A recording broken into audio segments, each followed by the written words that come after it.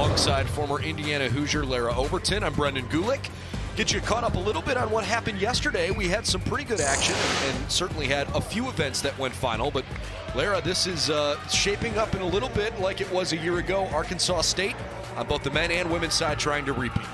And when they did so last year, winning both the men's and the women's titles, it was the first time that Arkansas State had won both those team events since 1998.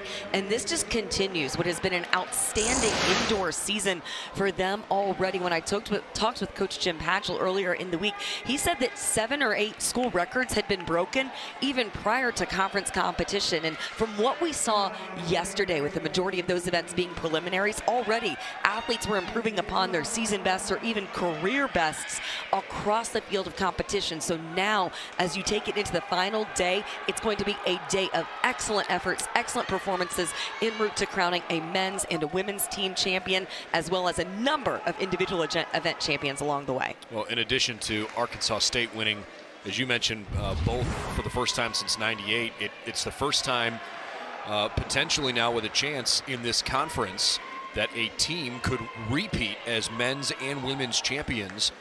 It hasn't happened since 2004 when Middle Tennessee State had done it 4 consecutive years. So potentially some rarefied air as we get rolling on our track coverage here with the women's 1 mile championship after yesterday's prelims. And we'll have to see who can get it done. Obviously, Pauline Meyer of Arkansas State, Tanner Guest of Troy certainly ran well. Don't lose track of Troy sophomore Katie Rowe either. This has a chance to be a pretty good race. Madeline Rowe as well. She was your top overall qualifier yesterday. Clocked 5:05.5 in that preliminary heat. She finished 7th last year in this event. Pauline Meyer comes in as the reigning champion in the women's mile, but a number of returning point scorers from 2020 in this competition who will look to be among that lead pack. Pauline Meyer, typically an athlete who's very aggressive from the gun, likes to get up front and set the tone. Final day coverage on the track, off and rolling. 8th consecutive year that the Sun Belt Conference Championships have been contested at the Birmingham Crossplex. Katie Rowe, Troy sophomore, from Texas State, senior Esmeralda Fuentes. Emma Devis, a senior from Georgia State. Leanne Blake, a freshman and a Texas State Bobcat. Mentioned Tanner Guest from Troy and Pauline Meyer of Arkansas State. Elizabeth Martin, also a Red Wolf. She's a sophomore running in this race. Madeline Rowe from UTA. Celia Lindstad of South Alabama. And Lauren Locke, also of Troy. The 10 competitors here in the women's 1 mile run. So far, so good for Pauline Meyer. And Leanne Blake, the front of the pack there. Lauren Locke also off to a good start as she actually pulls out ahead. Pauline Meyer is coming off an excellent cross-country season as well. Last fall, she was the runner-up in the women's 5,000 meter at the Sun Belt Cross-Country Championships, the runner-up to Caroline Milinar, who we will see a little bit later. But Pauline Meyer has the strongest effort so far in the regular season. She enters the week coming in with a 4:50 season best, so the closest to her is Madeline Rowe, about 2 seconds off Pauline Meyer's season best. So it certainly appears that these two athletes are going to be those who are battling at the front of the pack. This is a busy weekend for a number of these distance runners as well, or a busy week, I should say, with the Monday, Tuesday, 2-day event. A lot of them ran and competed yesterday, not only, of course, in the trials to qualify for this mile final, but also in the distance medley relay, a number of doubling in the 800, or going to compete a little bit later in the 3,000 meter event. A lot of competition over a short time frame. You've got to make sure that you're physically able to handle all of the rigors that come with that. Pauline Meyer has certainly asserted herself as one of the premier distance runners in this conference during her time. And right now, Pauline looks awfully comfortable. She's content with just running stride for stride right now with Lauren Locke.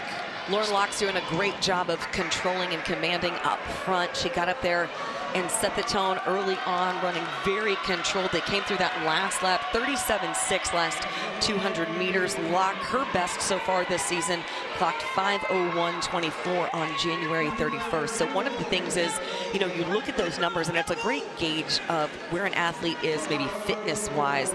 But when you come to a championship event, things get so strategic. You're not watching the clock. It's all about competing, being aggressive. It's all about your position and capitalizing on those opportunities to make a major move when it's presented. You can see Tanner Guest there on the outside. She's in bib number 5 in the white jersey. Tanner Guest, one of those young ladies that you were referencing about all of the different races she competed in yesterday. When she ran the DMR last night, she looked gassed by the end. It was a long day for her. She had an incredibly gutsy effort in the distance medley relay after already running the qualifier for the mile and then also the 800. So those were 3 different races just Monday alone to put her into the mile final, the 800 final, and also to run that winning anchor leg for the distance medley for Troy. So that's, I mean, an incredible week of work for her already. So looking to capitalize on it. And she, in that mile of the distance medley, ran the entire thing up front. Had to do all the work solo up there. But wow, look at Pauline Maier. You can see she's starting to stretch out. Oh, and they got tangled up. Took out, I think, maybe 2 or 3 athletes because of how tight the track is. Hopefully we can get that athlete up and off the track so she's able to finish. In the meantime, I was about to point out that Guest was making a move as Maier has pulled out into first place here. Emma Davis, Katie Rowe, and Esmeralda Fuentes were the 3 that went down. It's Davis of Georgia State that did not get up. Pauline Maier has somewhat substantial lead at the moment here. It appears Madeline Rowe is making a big move, though, in pursuit of Pauline Maier. You can see how much distance she just covered over that last lap. Into the final lap, Maier had a little over a 1-second lead on Madeline Rowe. Can she make up the ground? Certainly closing fast. Half of this lap remaining, and they've pulled even. Does Maier feel her there? Rowe on the outside, into the final straightaway. Trying to win a gold medal. Rowe is pulled out in front. What a closing 200. Madeline Rowe, unofficially the champion in the women's 1 mile. What an incredible closing 400 meters from Madeline Rowe. When you saw her on that backstretch, the way that her turnover quickened so rapidly and the amount of ground she was able to gain on Pauline Maier. Looking at the improvement of Madeline Rowe from 2020 to 2021, she scored 7th in this event and just won this event in the women's 1 mile to get the day started, this final day of competition. Let's take a look back at where we see those athletes getting tangled up, coming off the turn. You see a lot of athletes trying to move to the outside to make a move, and then 4 different athletes. How about the composure of Madeline Rowe? She gets that leg, she has that long stride, she gets caught up there, but is able to stay on her feet, recover, and then make this incredibly impressive closing kick. That last move, that turnover there, a little bit of some jostling there as well because of how narrow the lanes are right there. So those athletes seeing their elbows, a bit of contact right there, but wow. What an incredible mile race, and that is indicative of what you're going to see all day long.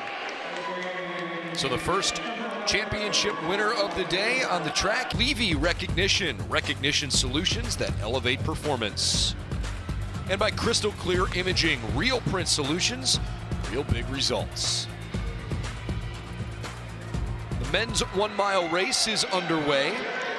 There are 10 runners in the field. And it's just a straight time final. We have our defending champion in the field from Arkansas State, Bennett Pascoe, who did not have anywhere near the best qualifying time yesterday, Lara. But anytime you're a defending champion in the field for an event, you've got that mental edge. We'll see if Pascoe can maybe go out and have a good run today. And it's all just about getting through on that first day and getting yourself into the final. And of course, Bennett Pascoe, as well as his teammate Seth Waters, 2 of those favored to be at the front of the pack. Those guys have a busy 2 days of competition, doubling in events like the distance medley and also the 800. Waters in the 800 final.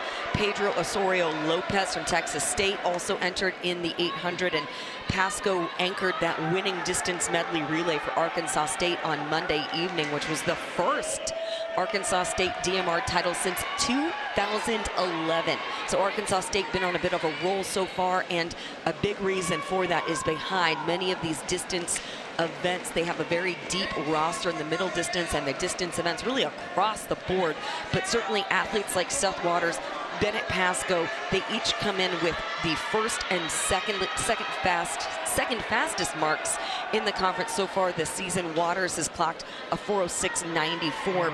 Bennett Pasco 4:08.17 for the first and second fastest times in the conference over the course of the regular season prior to this.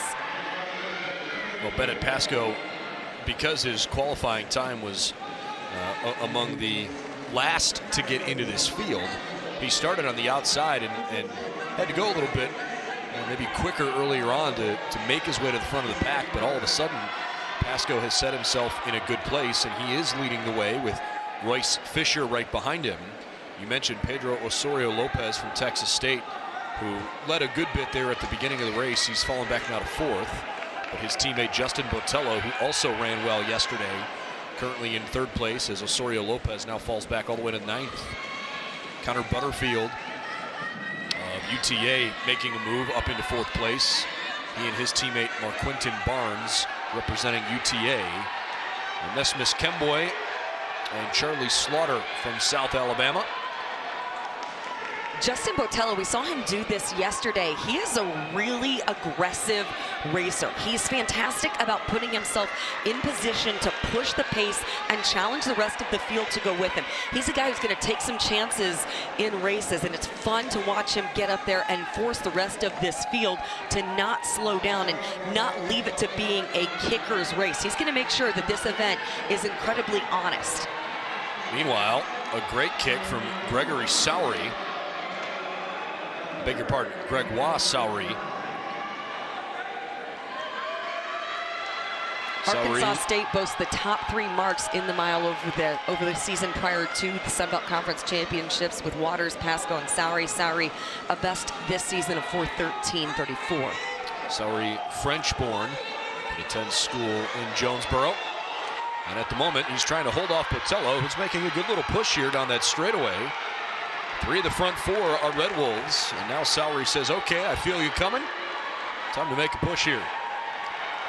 In talking with Coach Patchell from Arkansas State, he said that he aims to have those guys work together as much as possible, utilize one another to force the rest of the field to have to go around that big pack of Red Wolves that they have at the front of the field. How about Seth Waters?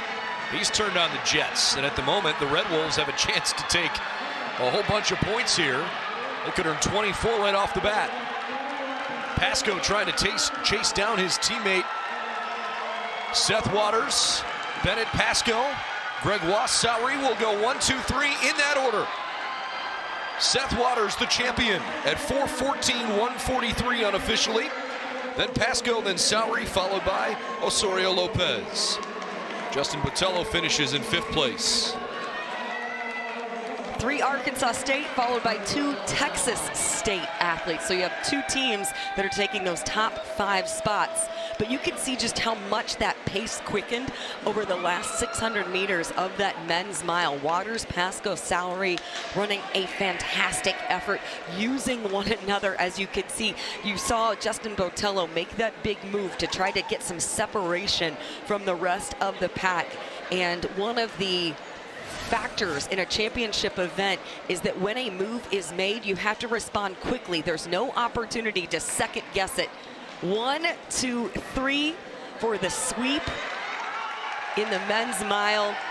Embracing in some celebratory hugs after what is certainly a great day to get things rolling for Arkansas State, starting off the day in that fashion. They already led the team standings coming into the second day of competition, and that's a great way to continue that effort that they're hoping for across the rest of this afternoon. Those 3 guys finish within 0.7 of a second of each other. Royce Fisher also for the Red Wolves scoring 1 point, so it's total 25 points for Arkansas State out of the men's 1 mile run. Our next event will be the women's 60-meter dash, and that should start here in just a couple of moments.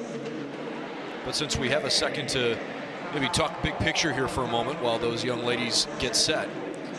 You know, Lara, I know the big storyline at the beginning of the day here, unfortunately, is the absence of one of truly the elite athletes in this competition this year. Cameron Newton-Smith, unfortunately, unable to compete the rest of the day after getting hurt this morning. Yeah, she had, it appears to be planted wrong during the pentathlon high jump event and was unable to complete the pentathlon. We will see if she is able to compete in the 60 hurdles. She leads the conference in that event. She's the reigning champion in the women's pentathlon, and she is among the top in the nation. She's currently ranked 6th in the NCAA in the pentathlon. So even if she's not able to compete in the Sun Belt Conference Championship in her remaining events, she also is looking ahead to about 3 weeks away to trying to get healthy based on whatever the severity is of that injury she sustained in the pentathlon high jump. But a huge performance from her teammate to put her inside the NCAA top 15. Allie Hensley, who was just terrific. Allie has PR'd in a number of different events over this day of competition in the pentathlon. So she's now in that top 15 for NCAA qualifying. The NCAA will take the top 16 athletes per event on to the NCAA championships indoors, which are the second week of March in Fayetteville, Arkansas. Yeah, not quite a home game for her, but close enough. Close, yeah, yeah, absolutely. And I did speak with Cameron Newton-Smith a couple days ago about Allie, and she was saying that they train together, they use one another, and in terms of going into this event, having a teammate to rely upon was a significant confidence boost for each of them, to know that they could rely on one another in between the difference of events. They'd be able to give each other, feedback, make those adjustments, so they rely heavily on one another over the course of the competition, because multi-events are such a unique beast. They're unlike anything else. And so having your teammates to rely upon, in addition to your coaches, is an incredible benefit, an incredible boost. So now, hopefully, Cameron Newton-Smith can get healthy in time for NCAAs, and then also has Allie Hensley along with her. Potentially, you could see 2 Arkansas State athletes in the NCAA Indoor Championships. Obviously, this is the time of year 1 year ago that was awfully frustrating for college athletes all across the country. Things were totally fine, and then all of a sudden they weren't. And it was when that national meet was, truly on the precipice of beginning, like literally hours away from the national meet starting, is when all of the winter championships were shut down. And it's been so challenging the last 12 months for these athletes, just waiting, because there was no outdoor season for them to look forward to. Those who compete in cross country had the cross country season with limited opportunities, and then in the indoor season you didn't even have a full slate of indoor competitions. It's really tough as you get a look at the team scores there. It's really tough to be training for a moving target. You know it better than anybody else, right? You start tapering for certain events. You're certain weeks out, certain days out. You're training, thinking that you're getting ready for an event that may or may not happen, or in some cases, you didn't really know when you'd compete again. And that, mentally, that's draining. In talking with the coaches, they just gave so much credit to their athletes for adapting and adhering to all the different testing protocols, adjusting their training accordingly. One thing to keep in mind as well is many of these athletes, international athletes in particular, didn't have the opportunity to maybe travel home over the summer as they typically would. So a lot of them stayed on campus because of restrictions and different things like that. So it's fantastic to get to this point, have everyone there to be able to pull off and execute a conference championship event and pick back up for these student athletes. Time for the women's 60-meter dash.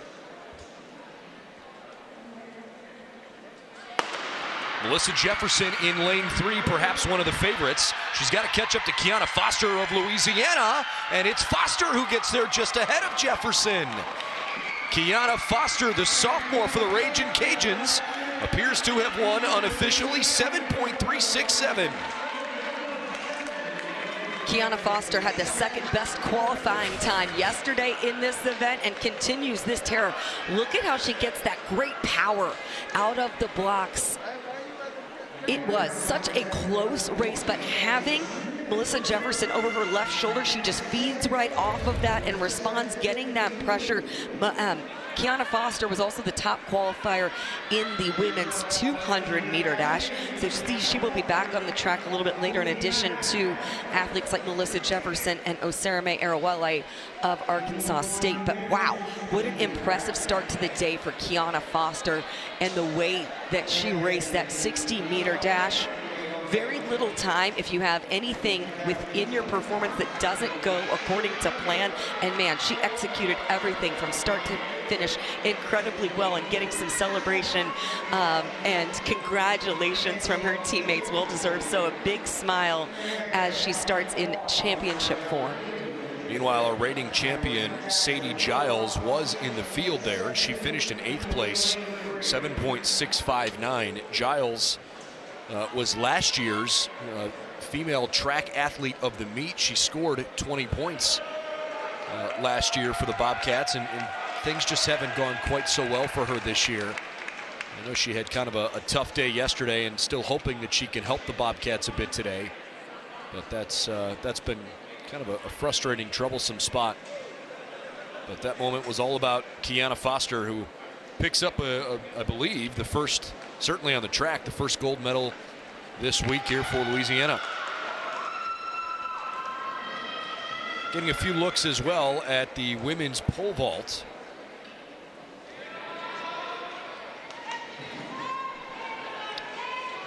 That was Aviana Trinidad, it appears, from what we're getting on our live scoring.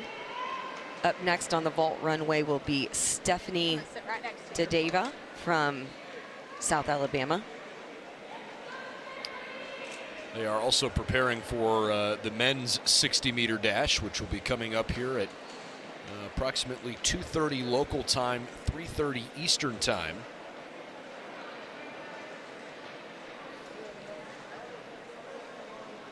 Get a look here at Miss Dadeva.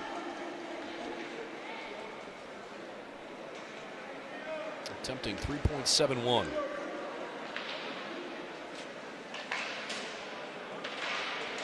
Not quite. All right, we'll step aside here for just a moment. Our live streaming coverage of the Indoor Track and Field Championships in the Sun Belt resumes in just a moment from the Birmingham Crossplex here, ESPN+. The Birmingham Crossplex, and also show you some intermittent coverage of the women's pole vault. Day 2 of the Sun Belt Championships are, well, I would say, a little more than halfway through at this point, although the track events are certainly still in their early stages here for the championship finals. We've had champions already today in the men's and women's 1 mile and in the women's 60-meter dash. If you've just joined us, Madeline Rowe, a senior from Texas Arlington, won the women's 1 mile. Arkansas State senior Seth Waters and classmates Bennett Pasco and Gregoire Sowery went 1-2-3 in the men's 1 mile. And in the women's 60-meter dash, Kiana Foster, with a winning time of 7.367, won the women's 60-meter dash title. And so, Lara, we turn our attention now to the fastest of the men's sprint events indoors, where our reigning champion is not in the field, so we will have a new champion here in 2021. Who do you like? Cameron Jackson was incredibly impressive in qualifying yesterday, clocked the fastest time in the preliminary heats of 6.72 seconds. And Trajan Jones, who's in lane 4 just next to him, he had the best time over the course of the indoor season, 6:76 in the 60-meter race.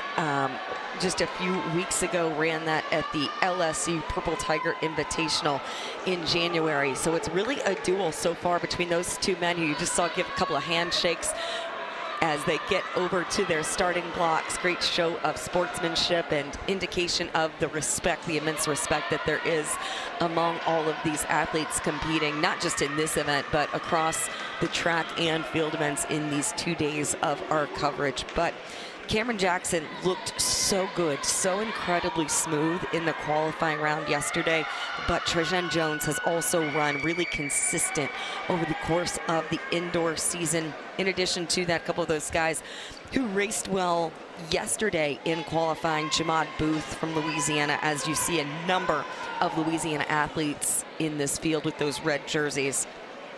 Forgot to mention earlier, Kiana Foster's winning time was a school record in addition for Louisiana, so some additional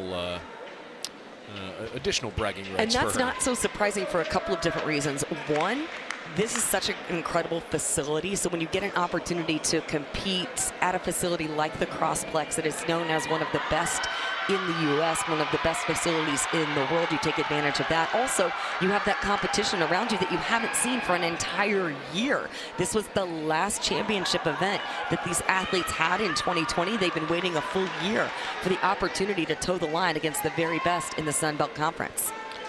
Don't forget about Miles Anders in lane 8. He was last year's runner-up in this event.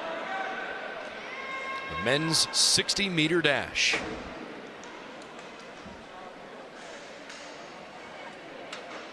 Conference record championship meet 6.60.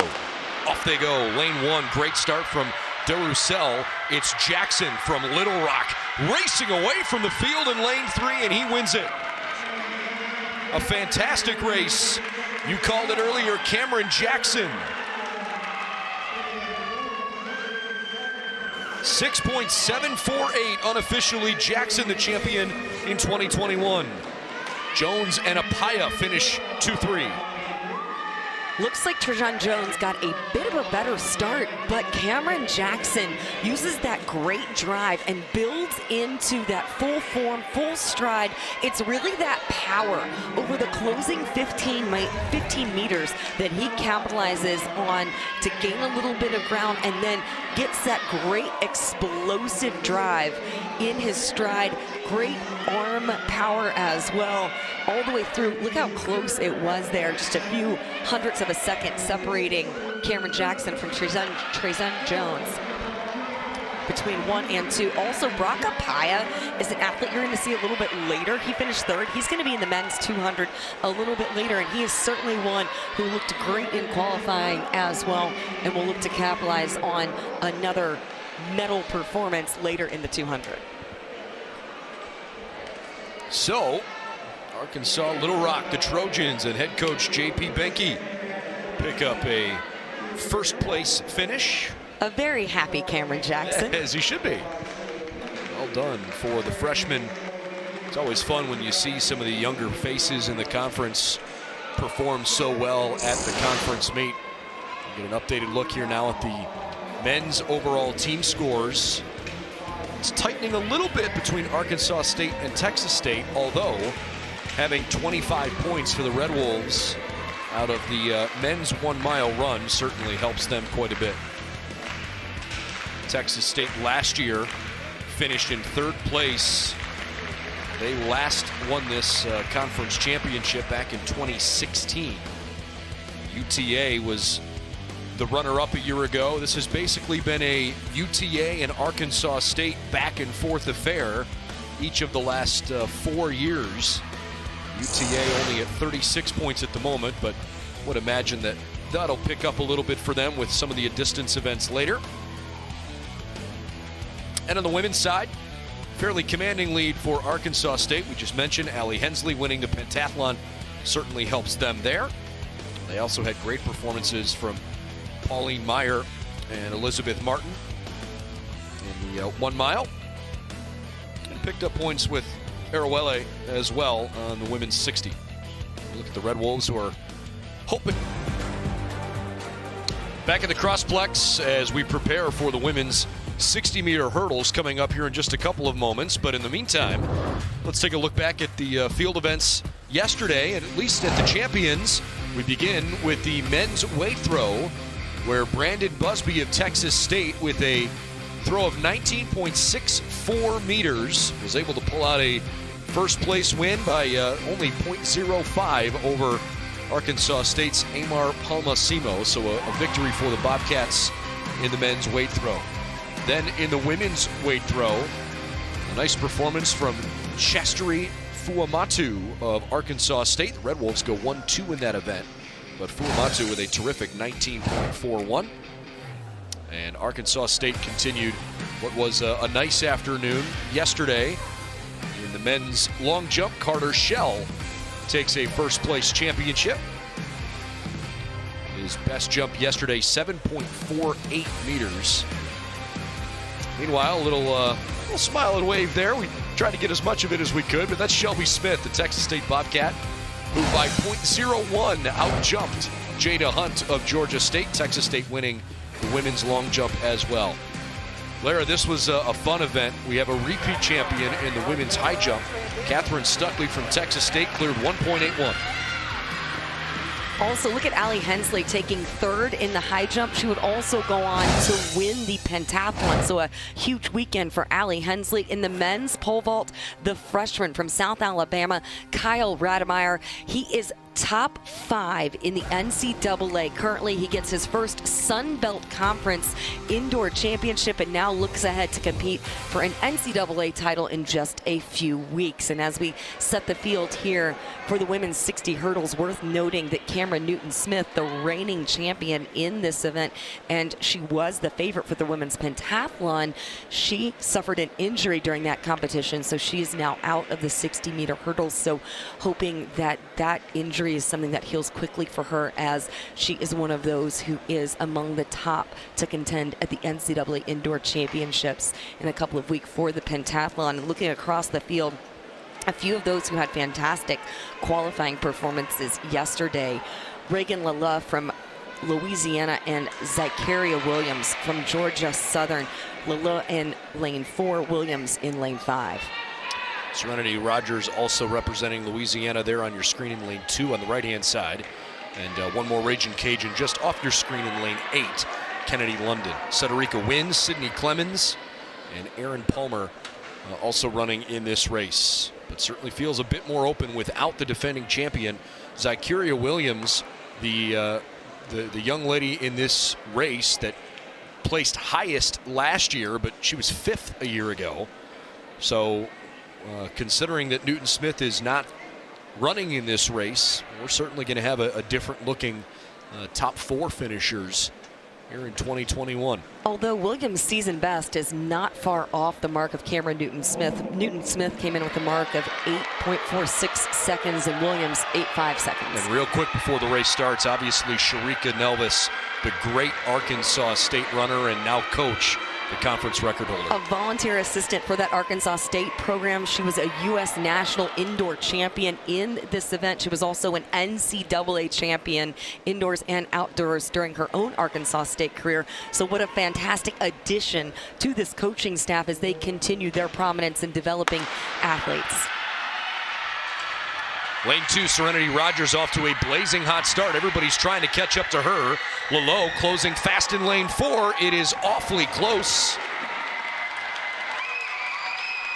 How's that for a How's victory that for a great celebration? reaction? Serenity Rogers, 8.457, beats her teammate Lalo, 8.498. Louisiana goes 1-2 in the women's 60-meter hurdles. And a significant PR at exactly the right time. Man, look at how she just blasts out of the starting blocks. She took command of this race and never let up.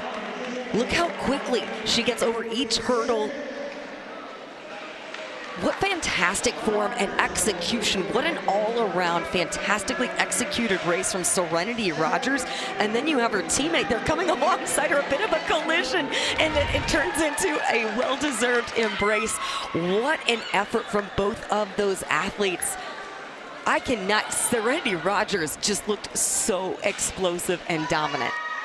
This has been a pretty fun little stretch now for the Ragin' Cajuns after Kiana Foster ran a school record in the 60-meter dash to win the gold medal. And now Louisiana goes 1-2 in the women's 60-meter hurdles with Rogers and Lalo. Williams comes in 3rd place in a close race, but not quite fast enough to catch up with those Ragin' Cajuns. significant boost to their team standings as well. Taking a couple minutes on the inside of the track to raise the hurdles for the men's event. Gives us an opportunity to check in on the pole vault. That was Aviana Trinidad of Little Rock. Her attempt of 12 feet 6 inches. Up next, Abigail Kelly Salo. You see the athletes often going to grab their mask whenever they're competing. They're allowed to have it off, but as soon as they're done, the realities of COVID right now, everybody trying to stay healthy and safe. There's been testing a couple times throughout the course of the week to make sure that this is a clean playing field for everyone. Minimize the risk as much as possible. Also, most of the teams opting to drive instead of fly to help try to mitigate some of the risk. Final attempt here for Kelly Salo at 3.81, and she nails it. Well done by Abigail Kelly Salo, and a big smile there from her. She needed that one. She'd had 2 misses at that height previously, so gets a clearance over that mark and advances in competition. The bar currently at 3 meters 81. It'll go up to 3 meters 91 for the next height. Lauren Beauchamp of Arkansas State, currently the leader on the ladies pole vault. Ina Edstrom and Aviana Trinidad, along with Kelly Salo. So far, so good. They've been able to all clear those 3.81 heights. All right, let's turn our attention to the men's 60-meter hurdles, which is scheduled to begin here momentarily.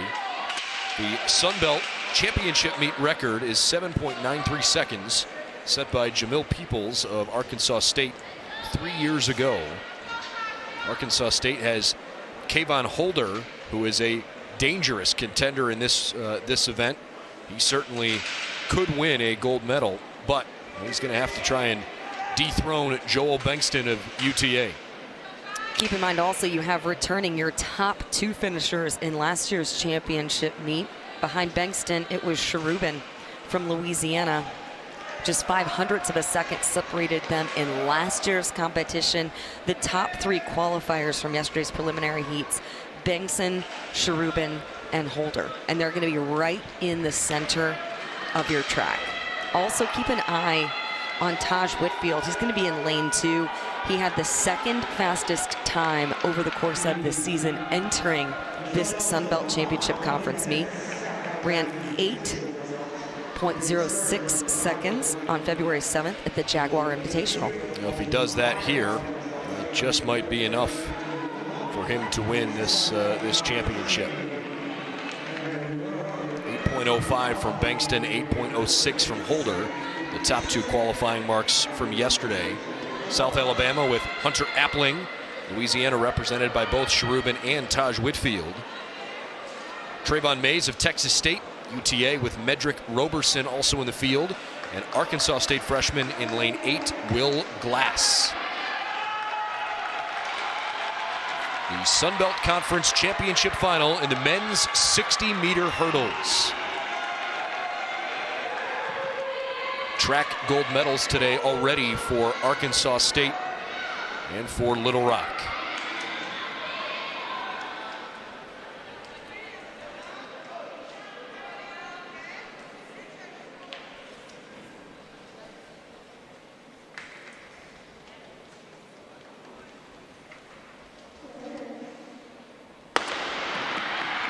Bengston with a great start in lane 3. Cherubin trying to catch up. He's pacing nicely in lane 4. Holder running well. Bengston out front, and I think he crossed first. The reigning champion is once more the 60-meter hurdle champion from UTA, Joel Bengston, in a time of 7.931. We'll have to check. That could be a conference record. And a perfectly executed race from the very beginning. He gets out of the blocks incredibly well, gradually builds into his stride, getting over that first hurdle. You don't want to pop directly up into a full stance, into that full posture out of the blocks. He does it very well, gradually builds, projects out, gets that force driving him forward and carries him over the course of those hurdles, has great perspective. He can see the rest of the field over that right-hand shoulder. Absolutely beautifully executed race from him. It appears he might just be 1/100 of a second off based on the unofficial results of that conference championship record. But what an exceptional race to defend his title for Bengtson in the 60-meter hurdles. Well, to give you an idea, the records that we have available to us are to the hundredths of a decimal. And I mentioned Jamil Peoples is at 7.93. Bengtson ran 7.931, and with that 1/1000th, it gets truncated to 7.94. So I'm not exactly sure what People's thousandth of a decimal was, but that's how close it was. This is truly one of the best all-time runs for the men's 60-meter hurdles. He's sophomore. That's the other thing to keep in mind. The previous, the entire time he's been in the Sun Belt Conference, he's won his event. So freshman year as a rookie within the conference, claims the title, comes back and defends as a sophomore. So looking to continued excellence from him as he looks to dominate this event moving forward. So UTA picks up their first gold medal of the day with a fabulous performance from Joel Bengtson. Top of the hour, the women's 400-meter dash.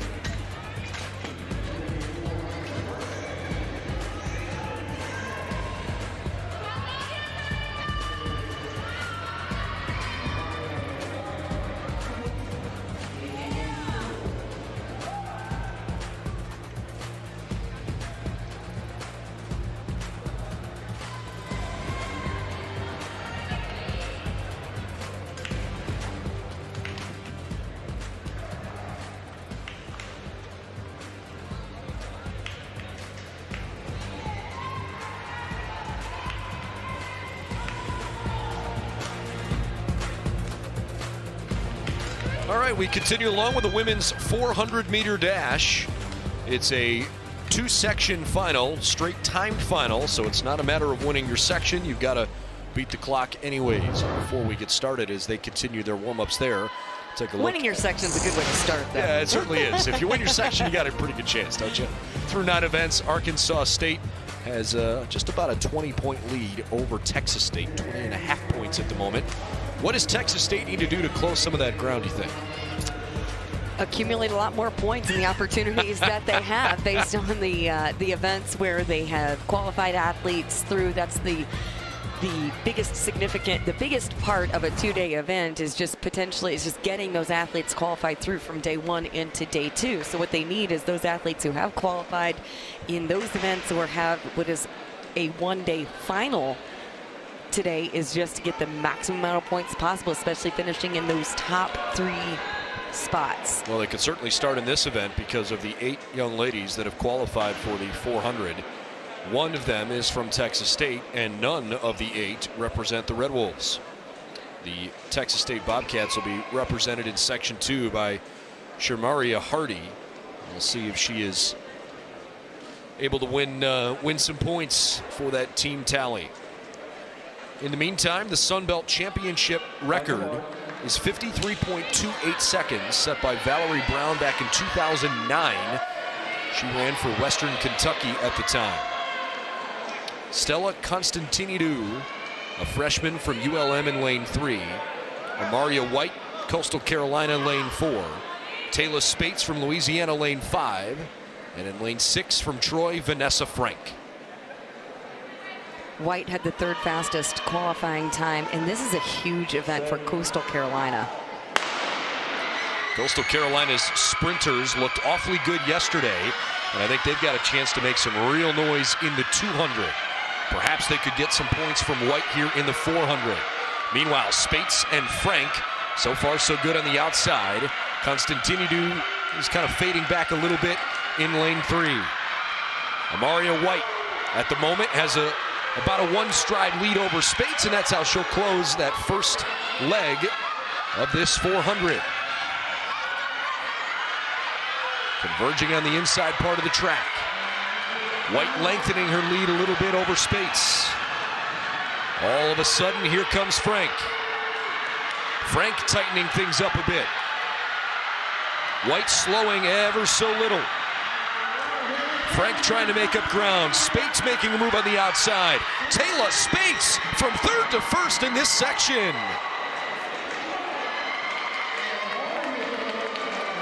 Taylor Spates just never lost composure. She let the race play out a little bit, but maintained contact the entire time over the course of that race. Looks like that's the second heat. There we go. Now I think we have it updated.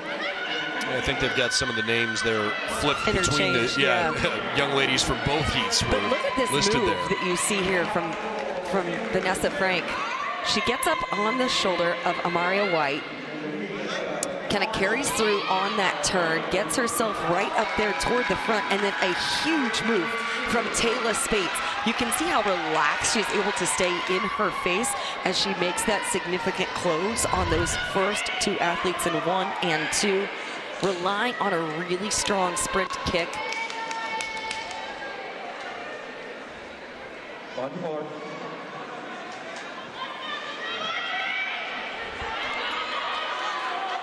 The live results currently aren't showing us the times, so we're not sure what the time to beat is for this second heat, which includes your top 2 qualifiers from yesterday, the fastest 2 athletes in yesterday's preliminary heats, Arnold of Coastal Carolina and Okoro of Georgia Southern.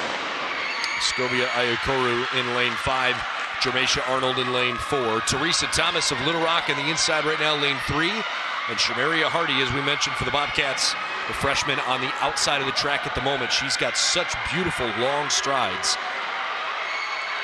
Ayokoro, who yesterday at one point actually fell during a race. Glad to see that she is in good shape here to compete well today. Look at the move from Jermacia Arnold, who was so impressive yesterday with her 55.32 and that top qualifying time. Arnold pulls ahead of Ayokoro. Can Scovia perhaps close on her as they round this final turn? Arnold trying to bring home a title for the Chanticleers, perhaps. Jermacia Arnold crosses the finish line just north of 54 seconds. It should be very close for what she needs to win. Arnold runs in 54.457. Let's see if it's enough to beat the first section. Arnold, you could see, even as her pace quickened, as she closed that gap and took over command, took over the lead, her stride just continued to lengthen. When she needed that necessary extra ground to cover, needed that additional kick, she just relied on that nice long stride. Continues digging in. Look at this great move that she has here. Moves up on the outside shoulder, coming off of the turn, uses that momentum. You get a little bit of a downhill effect coming off that outside turn because of the bank that you have, the slope of the track. Moves right in, over the shoulder and into the rail, cruises all the way through. Even as she quickened her pace, her turnover got more rapid. Her face and her upper body stayed incredibly relaxed because she has so much fantastic strength that she drew off of. She's also relying on that veteran race presence, knowing exactly when to make her move and knowing that she has the speed to capitalize and overtake whoever was going to take command early on in that race. All right, we can officially confirm it now. Arnold has won 54.457, the winning time in women's 400-meter dash. Scovia Iakoru comes in second place and earns 8 points for Georgia Southern, 55.34. Hardy also on the podium with a third-place finish for Texas State, so she picks up 6 points for the Bobcats. Amaria White earns 5 points. She was in fourth. Then it's Frank Thomas, Constantinidou, and Spates rounding out the 8 finishers.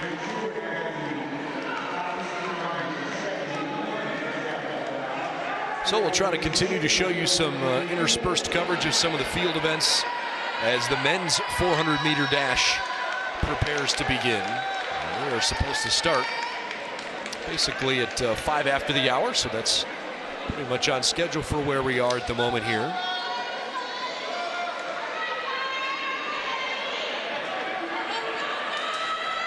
The Sun Belt Championship meet record in the men's 400-meter dash is one of the oldest records still standing in the league.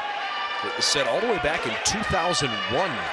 Godfrey Herring of Middle Tennessee State ran this race in 46.98.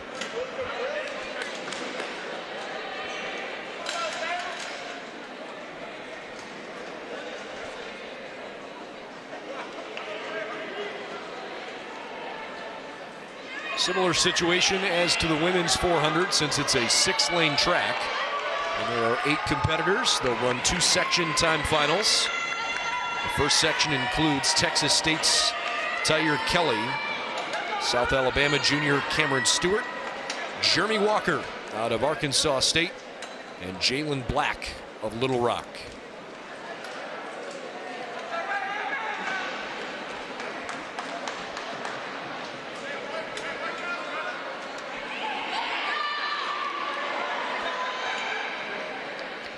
Cameron Stewart from South Alabama was the third fastest qualifier yesterday.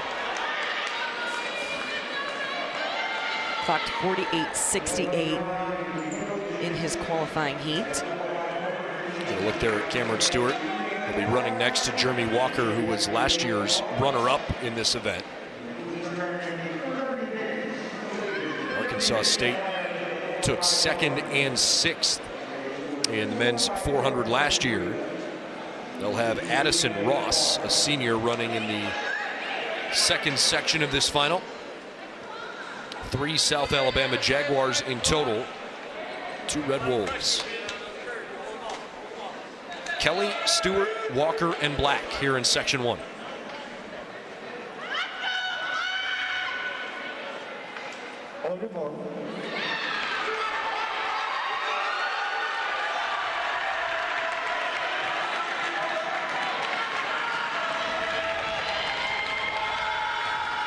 In this event, you have 5 athletes who scored last year back this year.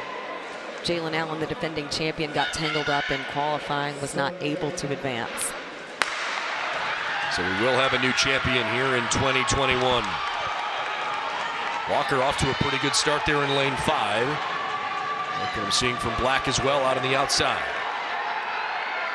Kelly trying to tighten things up. He makes a good turn here in lane 3. Look how tight this is so far with Walker ever so slightly out front as they all waterfall down halfway home. And it's critical in this race how you take that break. If you're one of those who's on the outside, you don't want to dart directly into the rail. You want to take that gradual on a tangent. If you're one of those who's on the inside, you got to hold your territory. Boy, look at Walker. A sizable lead. Cameron Stewart trying to make this a bit tighter. But Jeremy Walker running away from the competition. Crosses the finish line in 47.517. That's the time to beat. Significantly faster than his prelim time yesterday. And now he has posted the challenge to the rest of the field. Now they know the mark that they're going to have to come for, and that's going to take close to the best that we've seen all 2021 long to match or better at that time. And it really, he set himself up perfectly well after that first lap when he made that break and cut in toward the rail. Took over this race decisively, took command, and was going to challenge anyone to go with him when he made that move. Looked incredibly smooth and controlled down the back stretch, never set in, any panic, even as that exhaustion and that muscle fatigue sets in. A really gritty performance from Walker of Arkansas State. All right, so it sets up section 2 with Jalen Boyd, Addison Ross, Nathan Ferguson, and perhaps the man to beat. I know you loved the way he ran yesterday, Xavier Rogers, the Jaguar sensational sprinter in lane 4. Rogers gets a pretty good start. He's running alongside his teammate Jalen Boyd in lane 3.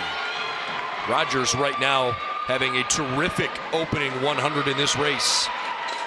Rogers significantly ahead of the field here as they come around the turn and into the straightaway. Excellent effort from Nathan Ferguson, who actually pulls out front. I think he stepped inside the lane. Boy, that's going to probably knock him out. Ferguson.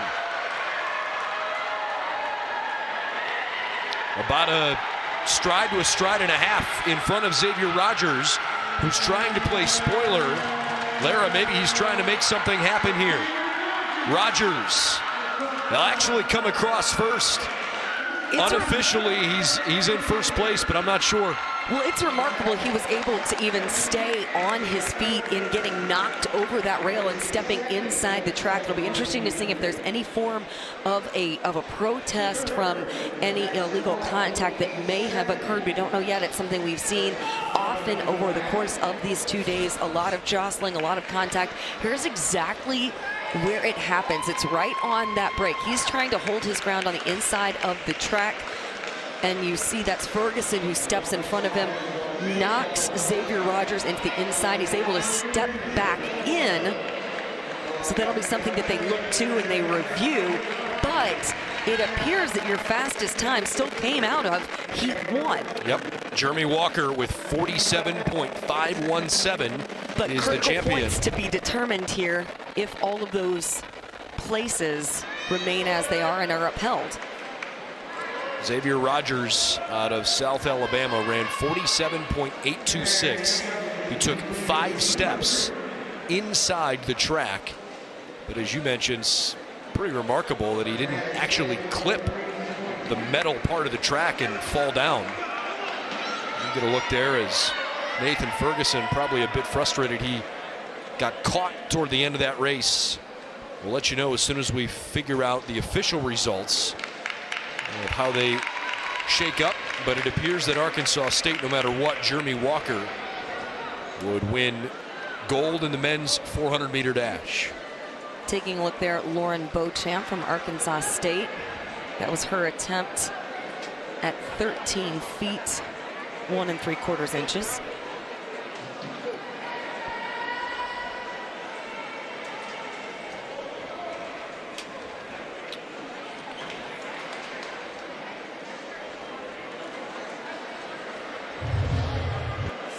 All right, so we've got women's 800 and the men's 800, the next 2 events on the track.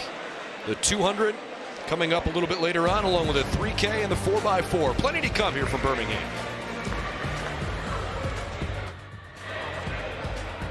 Country championships, those were outside earlier this past academic year. In the meantime, Lara, we're continuing to show some coverage of the field events here. You got the women's triple jump and the women's pole vault. But as we reflect on earlier in the day, the women's 1 mile, which kicked off our coverage, was certainly an exciting race, but it's an event that's actually still under protest. Well, the protest window has closed, and we are going to see that affect the standings, as we did have an athlete disqualified due to illegal contact, and that's something that we're going to be talking about again, because the protest window for the men's 400, as we just saw when we saw the contact there, that, you know, of course, knocked Rogers off of the track momentarily. He was able to rebound and recover very well, but that protest window has another 14 minutes, and so certainly the officials are going to look at that event and see if there are any penalties to be handed out, which of course has ramifications for the points and those very tight team standings that we are seeing. And that's something you frequently see indoors, just because of how tight the track is, how tight the turns are, and those very limited opportunities that you have to make a move when you get to the straightaways. Our next event on the track will be the women's 800, and that is scheduled to start here momentarily, where Adita Sklenska of the Troy Trojans has a chance to have a fabulous day.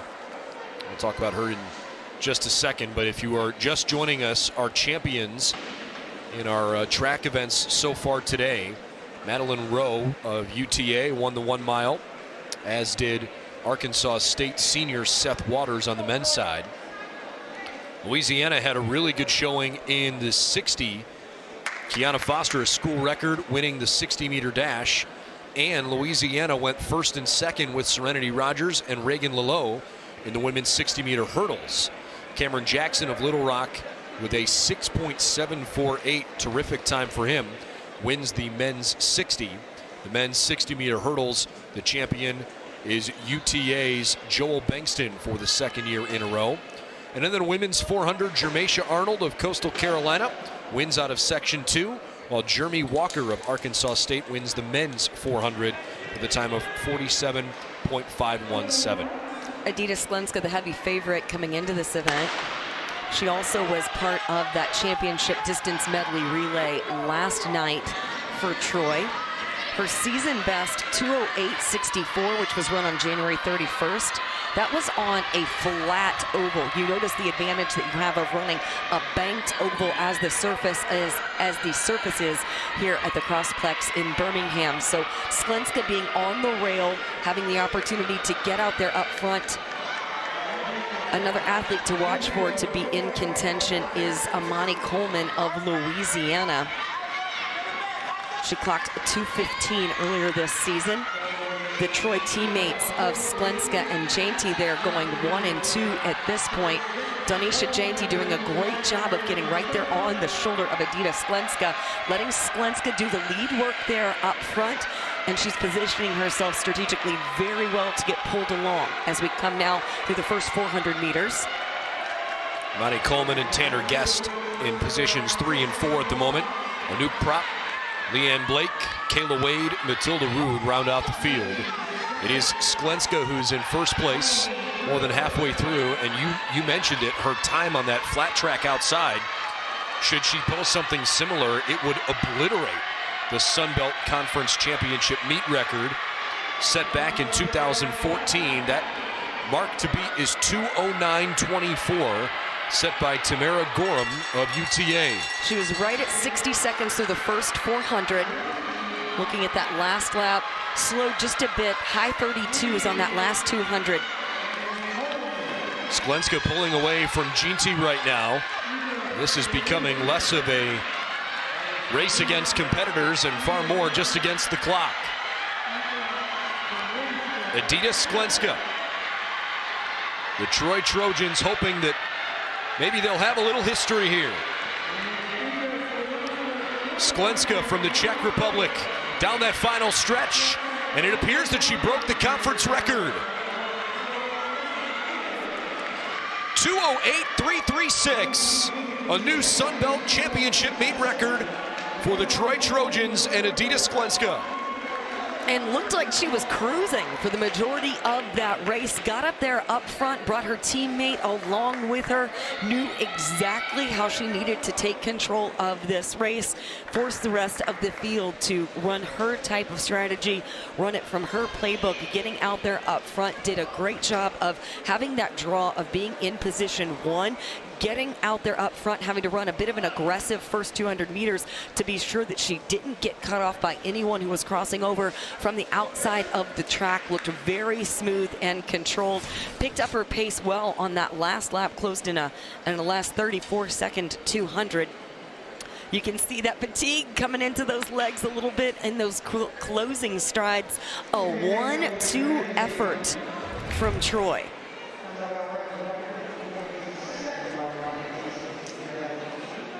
So Edyta Sklenska with perhaps maybe the most impressive performance we've seen across any event so far. Not in the sense that we didn't expect her to win, but more when you put up that kind of a mark in a championship meet, it's pretty impressive. Improves the conference record by almost a full second. So obviously these team scores here do not count the race that was just won, but Troy with positions 1 and 2 picks up 18 points just on those two, plus Tanner Guess scores in the 6th place position. So that's 21 more points for Troy. Not quite enough to put them in second, but they tightened the margin with Texas State quite a bit. Leanne Blake earned only 2 points for Texas State. And Troy is surging up the leaderboard. How about on the men's side now, where Arkansas State already has 120 points through 12 events scored. We still have the men's 800, the men's 200, the men's 3K, and the 4x4 in addition to the field events. Arkansas State last year scored 146 points in winning for the second time in 3 years. They are looking to win for a conference record 9th time overall. And Arkansas State should rack up a significant amount of points in that men's 3,000 meters. There's a good chance they could have an awfully high scoring 2021 conference championship here.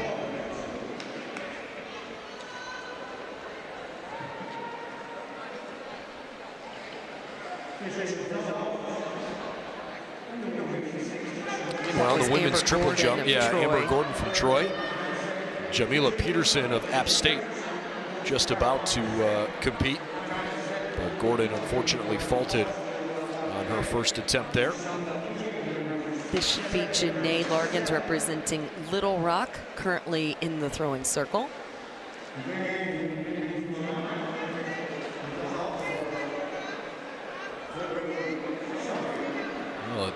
Good throw for Largins. Maya Black of UTA with the top mark right now in the women's shot put at 12.91.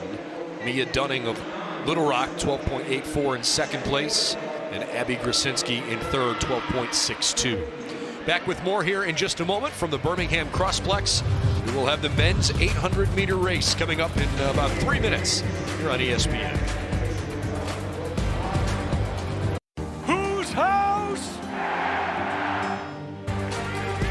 Oh, the men's 800 coming up here in just a minute or two. We show you continuing coverage of the field events here this afternoon. Try to bring you some of these notes along the way when we can. This is on the women's triple jump side.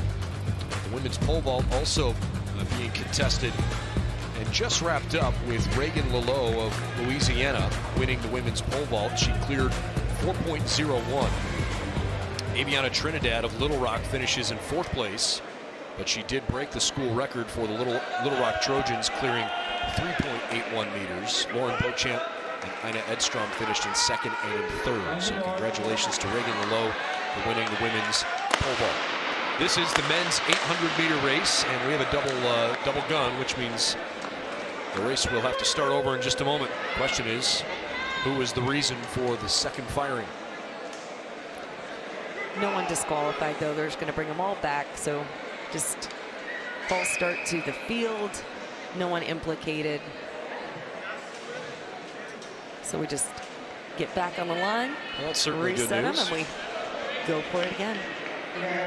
One of the men in the field is already a gold medalist today, Seth Waters, who won the men's 1 mile with a time of 4:14.143. He was one of 3 Red Wolves that finished in those top 3 spots, but he's the only Arkansas State runner here in the 800. And a second double gun. There's Seth Waters. He's the reigning champion in the 800. A.J. Tyler from Texas State next to him. Terrell Hargrove, Rashid Reese also there on screen. Colby Swecker, Eric Hawkins, Ricardo Banks, Pedro Osorio Lopez round out the field. Hawkins was second last year to Waters in this event, and Pedro Osorio Lopez, we saw him in the mile a little bit earlier, battling with Seth Waters. So these a couple of athletes who are battling yet again as they compete in multiple events over this two-day competition. App State's Ryan Hastings back in 2018 set the conference championship meet record at 1 minute 50.87 seconds. Larry, I know you love this 800-meter race. What's the toughest part of this race? The toughest part is just not letting anything get away from you. When somebody makes a move, you have to be able to go with them and respond and react and trust your instincts in this race. There's not enough time to let somebody make a move and think, I'll cover that ground later on. So you're seeing that Seth Waters is getting up there, had the fastest qualifying time in prelims. His season best he ran just 6 weeks ago, 1:51.65. So he's in great championship form in this latter part of the season, coming through just look right about 56 seconds, high 55s, 55.94 through 55.97, I should say, through 400 meters. Right on his shoulder, Eric Hawkins in great position. Keep in mind, Hawkins was the runner-up to Waters in this event last year. Pride of the Warhawks, perhaps the best ULM appearance of the day yesterday. A major move from Osorio Lopez right as he heard that bell with under 200 meters remaining, stalking on that left shoulder of Seth Waters. He makes his move here, trying to close that gap. Can he get there before the turn? He sure does. Pedro Osorio Lopez trying to win a conference championship in the men's 800 after he did not perform the way he hoped to earlier in the mile and lost to Waters. He smokes him in that final stretch, and Osorio Lopez is a Sun Belt champion. Pedro Osorio Lopez ran the fastest time coming into the conference championship. He clocked a 1:50.46 on an oversized track at Akron just over 2 weeks ago. Looks like he was just off of that time. That's the difference, of course, between the 200-meter standard oval that we're competing on here, the banked oval, as compared to that oversized track, which is about a 300-meter distance, so running fewer turns. 1:50.65 for Pedro Osorio Lopez. That's a new record. New Sun Belt championship record by about 2 last season. How and about produced that? a first in 2021. Look at this definitive move. Gets there just before the turn, makes an aggressive move to take command, take the lead over Seth Waters. Osorio Lopez was fourth in the mile, and then a first place finish in the men's 800. So both the men's and women's 800-meter races give us new Sun Belt championship meet records. Adita Sklenska from Troy and Pedro Osorio Lopez of Texas State. The Bobcats get a champion in the 800.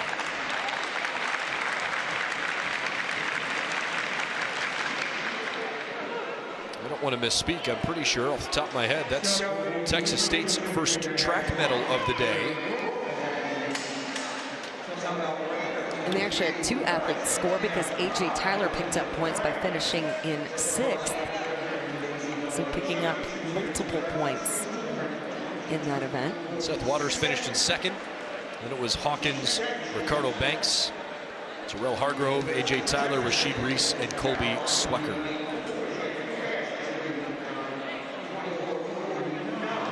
Meantime, the men's high jump moving along. That's Brylan Shirley, who could not clear 1.90.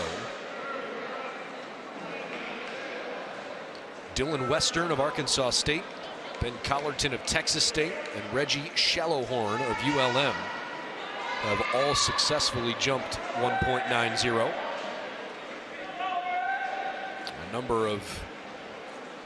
A number of guys have passed on that particular height. Meanwhile, back to women's triple jump. That was Ariel Young of Louisiana.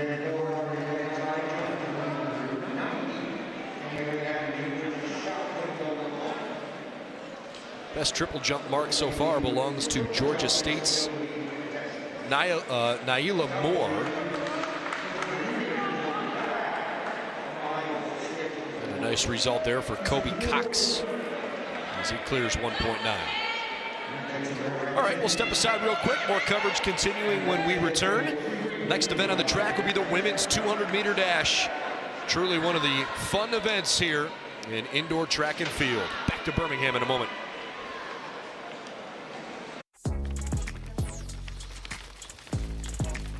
Come back to the Crossplex as we prepare for the 200-meter dash on the track.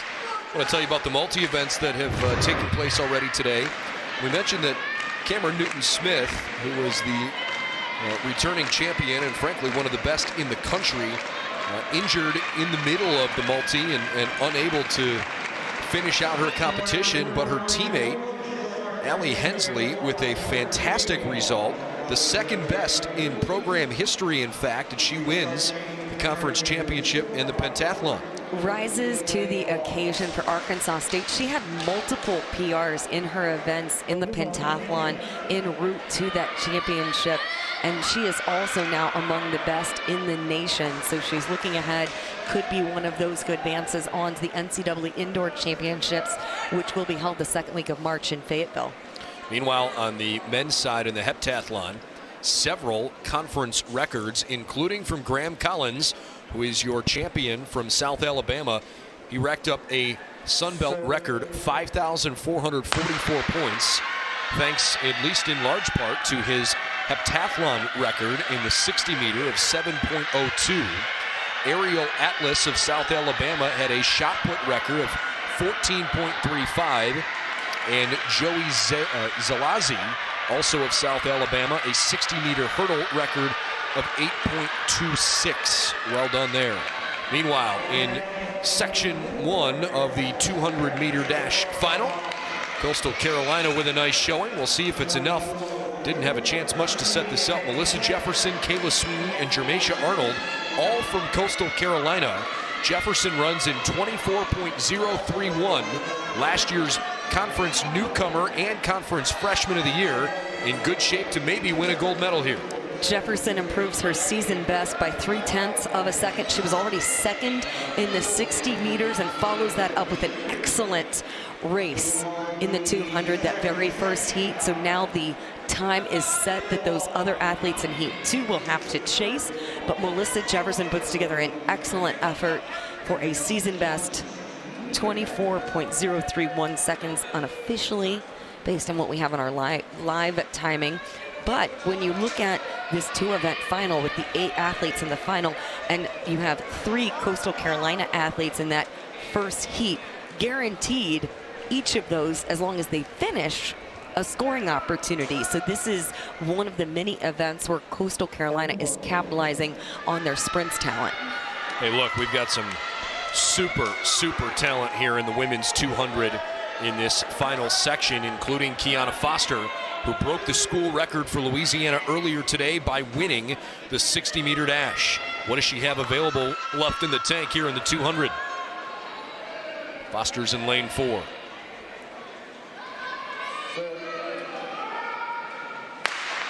Lane 5 from Arkansas State, Osireme Arowele. Shermaria Hardy from Texas State in lane 6. Eris Hubbard, Georgia Southern, lane 3. Great moves from Foster already. She's pulling out in front in lane 4. Arowele trying to hang in there. Foster ahead of the field by a good stretch. 24.031 the time to beat. Kiana Foster very close. It is a championship winning run, 23.965. And Kiana Foster has 2 gold medals today. A double champion in definitive fashion. Kiana Foster looked incredibly smooth over the first half of that race, and then you saw when she got onto the turn, going into that final straightaway, she really opened up her stride, found a little extra length looked incredibly poised all the way through. She had that prime lane 4 position because she was the top overall qualifier, and she is also the top 200-meter athlete in this women's event, in addition to her title in the women's 60. Eris Hubbard finishes in 3rd in this section, 24.558. Arroele 24.419, as we continue to show you coverage from the men's high jump. So Kiana Foster, the only sub-24 second time in the women's 200-meter dash. And she is making her case as women's track athlete of these championship games with 2 gold medals.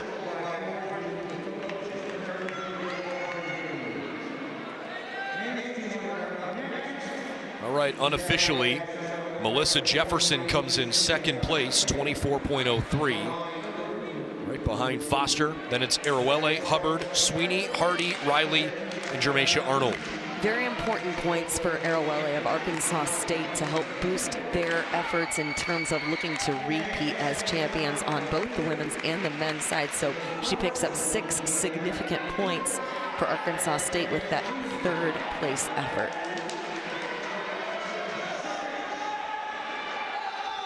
Men's 200-meter dash is coming up at 10 till, so just about 5 minutes away.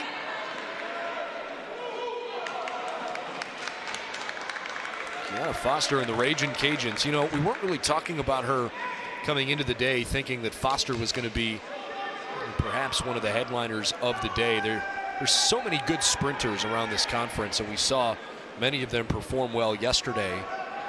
But Lara Foster has emerged, and that's the fun thing that you really get when you have a championship stage.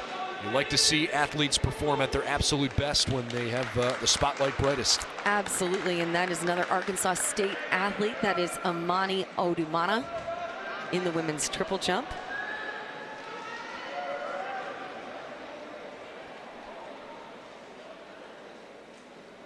She's currently in 3rd position. Her best mark is her first effort, her first attempt, 12 meters 27. That last 12 meters 20. Great jump. By the way, Kiana Foster at that 23.97 was within 1/100th of a school record for Louisiana set back in 1996. Nearly broke it. Still a double gold day.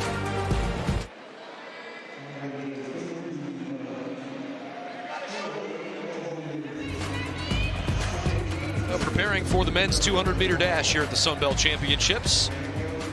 If you've tuned in a little bit late this afternoon alongside former Indiana Hoosier Lara Overton, I'm Brendan Gulick. Glad to be with you here from the Crossplex in Birmingham. Can't believe it's already the 8th consecutive year that this terrific facility has hosted the Sun Belt Indoor Conference meet. And Arkansas State, as the day has gone along, has seen that the competition around them has stiffened a little bit. But Arkansas State also knows that because they have so many good weapons in their distance game, they think they can really pick up some points, especially in the men's 3K, as the Red Wolves try to become the first men's and women's programs to both repeat as conference champions. Hasn't happened since 2004 when Middle Tennessee last did it. So it's certainly tough to do. It's a heck of a program that Coach Patchell has right now, and they've performed pretty well today.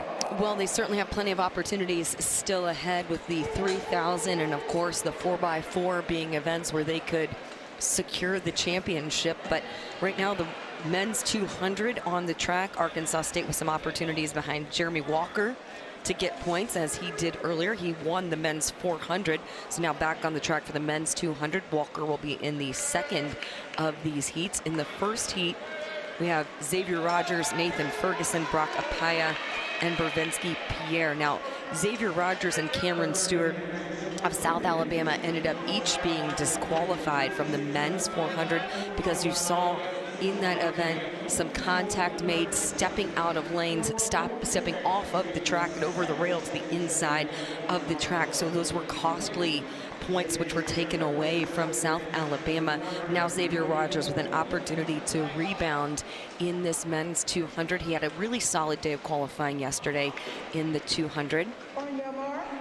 Louisiana with Nathan Ferguson finishing second in that 400 when there was that little mix-up there in that second section.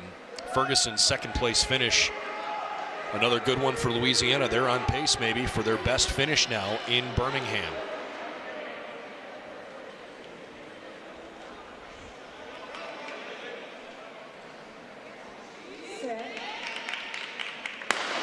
Arkansas State has the lead over Texas State on the team tally by about 16 points. Texas State, though, with 3 Bobcats racing in this particular event, 2 of whom, Miles Anders and Bervenski Pierre, are on the outside here. Xavier Rogers trying to make something happen on the inside and save it, not really working out the way he had hoped. Brock Apaya. You know what? I beg your pardon. The live results, I think, mixed the first and second sections once again in those two heats. The first heat was Xavier Rogers, Nathan Ferguson, Miles Anders, and Bervenski Pierre. Devontae Kennedy, Jeremy Walker, Jalen Allen, and Brock Apaya will all run in the second section.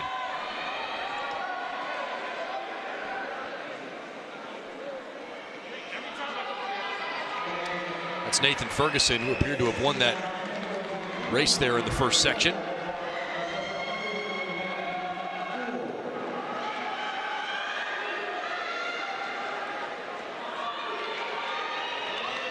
Well, we already saw some good things from Jeremy Walker when he won the 400. He won it actually out of the first section. We'll have to see if Walker can put up something special here in the 200 as well. You like his chances? Walker was third in this event last year, ran 21:34 in this event, so he was among those top 3 athletes, so putting himself back in contention once again. Also watch for Jalen Allen of Texas State, who was the reigning 2020 400-meter champ, but did not qualify after falling, getting tangled up in his preliminary heat. Didn't necessarily appear to be any fault of his own, but was not able to advance. So looking for a bit of redemption now in the 200.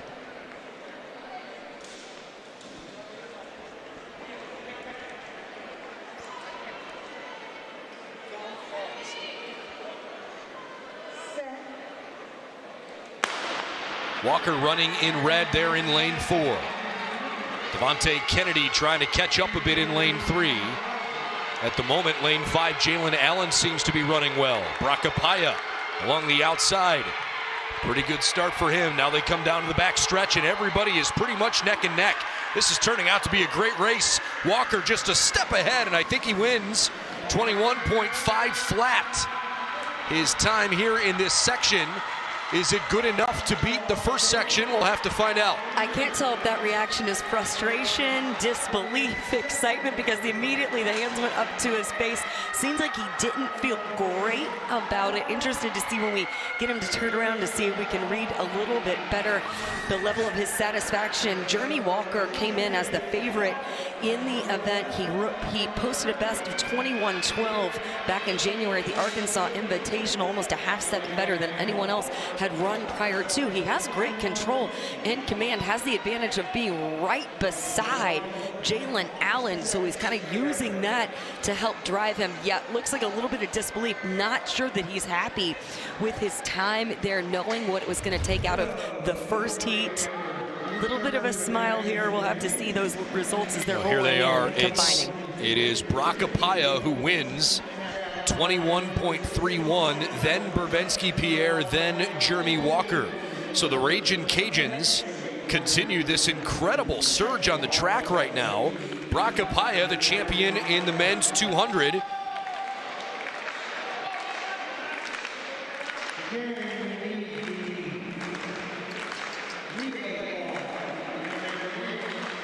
Kiana Foster with a couple of gold medals on the women's side. And now Brock Apaya on the men's side for Louisiana. He joins Trajan Jones, who took second place. And, of course, Apaya took third back in the 60 earlier today. Louisiana's had a great day at these games.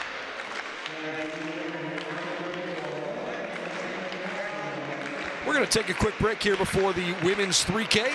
We'll get you all caught up.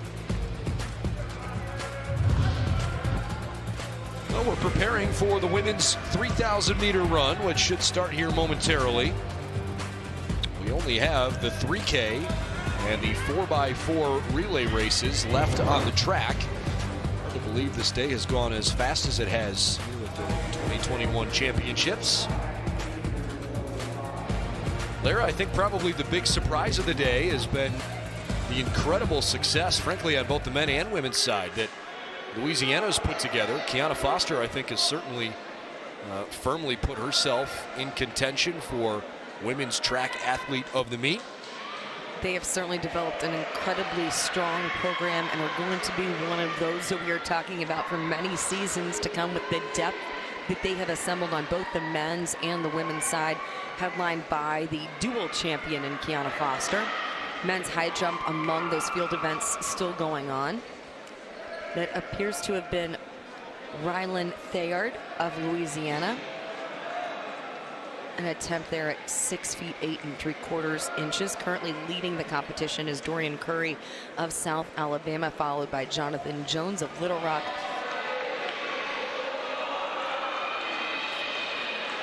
All right, so we're getting ready for the women's 3K, which is a 2-section final. And half of them will advance further there to run along the outside. And this is all seeded by your entry time. So if you have not run a 3,000, you don't have an entry time, you automatically go into the second of the heat. It's advantageous to be in the first heat. Those are your quicker times. Is that not what you have? I've got it backwards there. I've got the okay. Yeah, I've got the heat no sheets time. I had heat 1 being the fast heat, but all right, never mind. It's okay. Oh, I want to make sure we get it all squared away here. We'll tell you who's on the track here first. Esmeralda Fuentes of Texas State, Grace Boer of Troy, Kim Bonney of Little Rock, App State freshman Jasmine Donahue, Lauren Locke, a sophomore from Troy, Riley Caldwell and Bridget Kunkel from App State, Caroline Saul of Troy, Elizabeth Gillette of Arkansas State, Sydney Cole of Texas State, Little Rock senior Vianney Sanchez, Kaylani Bowden of ULM, Texas State freshman Leanne Blake, Coastal Carolina sophomore Ashley Rulison, Valeria Diaz-Gonzalez, a junior from UTA, Benedine Chalimo, a junior from ULM, App State sophomore Sarah Sandreuter, Madeline Rowe of UTA, and Hannah Wise of Georgia Southern. Getting a look there at Sandreuter of App State, along with Chalimo and Wise, and Rowe just starting to come back into the picture there.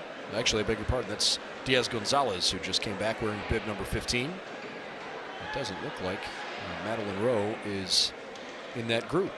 Maybe she backed out of this event.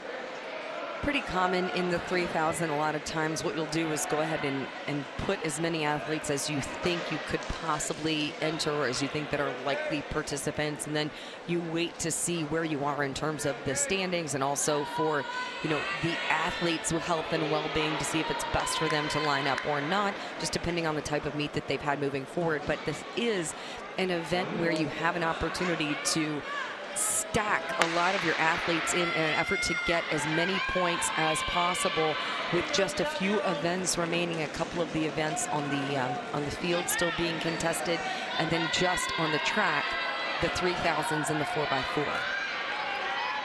So we are getting toward the back half of the day here now with the women's 3K races, and look, each of these 2-section finals are going to take somewhere in the ballpark of 10 to 11 minutes per race. The conference championship record is 9 minutes 34.11 seconds, set by Frederike Fiel.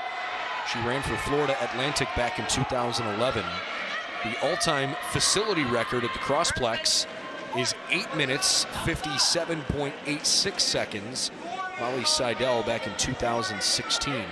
And again, because this facility has hosted so many major events, including half a dozen NCAA championships, a lot of times you're going to see some pretty elite results as the facility records. And fitting that you bring up Molly Seidel, because as 2021 is the new Olympic year because of the Olympics being postponed, she's one of those who has qualified for the Olympic team to represent the U.S. in the marathon this summer. Looking forward to the Olympic Games coming up. Everybody crossing their fingers that things are going to work out okay over in Tokyo. By the way, Kim Bonney, Elizabeth Gillette, Kay Loney Bowden, and Madeline Rowe did not start this race after I had listed off the 19 runners, so it's actually 15 here in the beginning. And as you're looking at the times that are likely going to score, of course, you're racing for position, but also racing against the clock, knowing that it's going to take a season best or career best effort likely to score based on what we expect to happen in the next heat. Certainly if you get in the low 10s to right at that 10-minute for the 3,000 meter, that's going to put you in pretty comfortable position to score when this overall event is final. So when you look at that 10-minute 3,000 meter pace, you'd be on 42nd 200s. We'll see Caroline Milenar, Pauline Meyer, and Sophie Leathers all running in the second section, and all three of them should be considered among the top finishers in this event should they perform up to their standards. And they've all been very busy. I mean, most of those who are in this 3,000 have run previous events, whether that's the mile or the 5,000 yesterday or the distance medley relay. Any of those athletes, as you're looking to maximize your performers, maximize those efforts and get as much out of the athletes as possible, because we mentioned this earlier, last year this was the final event of the entire 2020 track season. Athletes were able to get to their conference championships, but then the NCAA indoor championships were canceled. The outdoor season's eliminated completely. So in the athletes who I talked to over the last few days, they said that just getting to another conference championship is such an accomplishment that now every time they tow the track or get out there for a field event, you're taking, nothing for granted. So the opportunity to get back out here and compete is certainly one that they are very grateful for. Valeria Diaz-Gonzalez with 10 laps to go, leading the pack here in the first section of 2 in the women's 3,000 meters. Leanne Blake, Grace Brewer, Caroline Saul, both Troy Trojans. Jasmine Donahue all up there as well.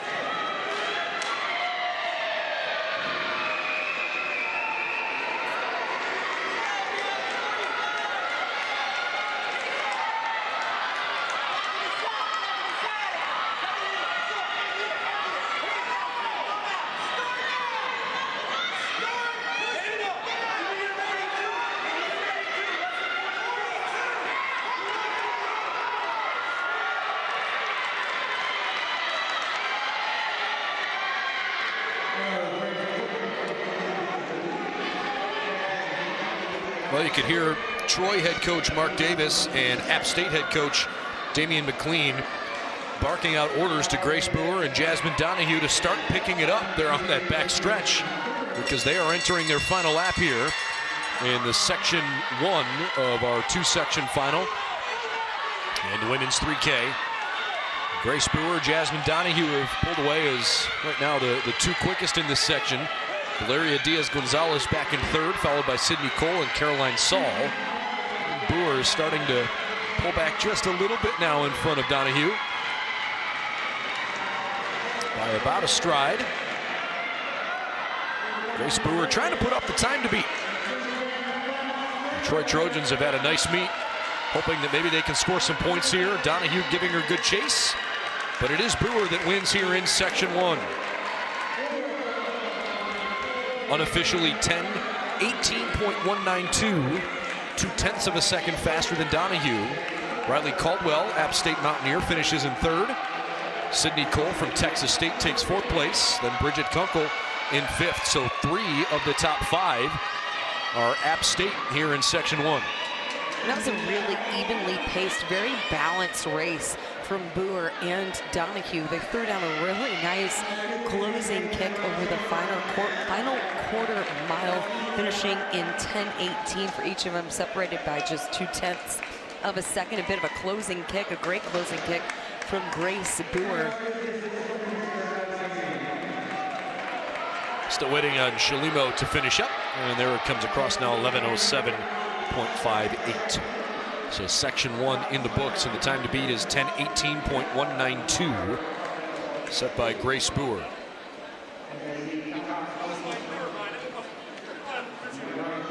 All right, section 2 of our finals will include at least 12 scheduled young ladies, and 3 of them had sub 10-minute marks in qualifying.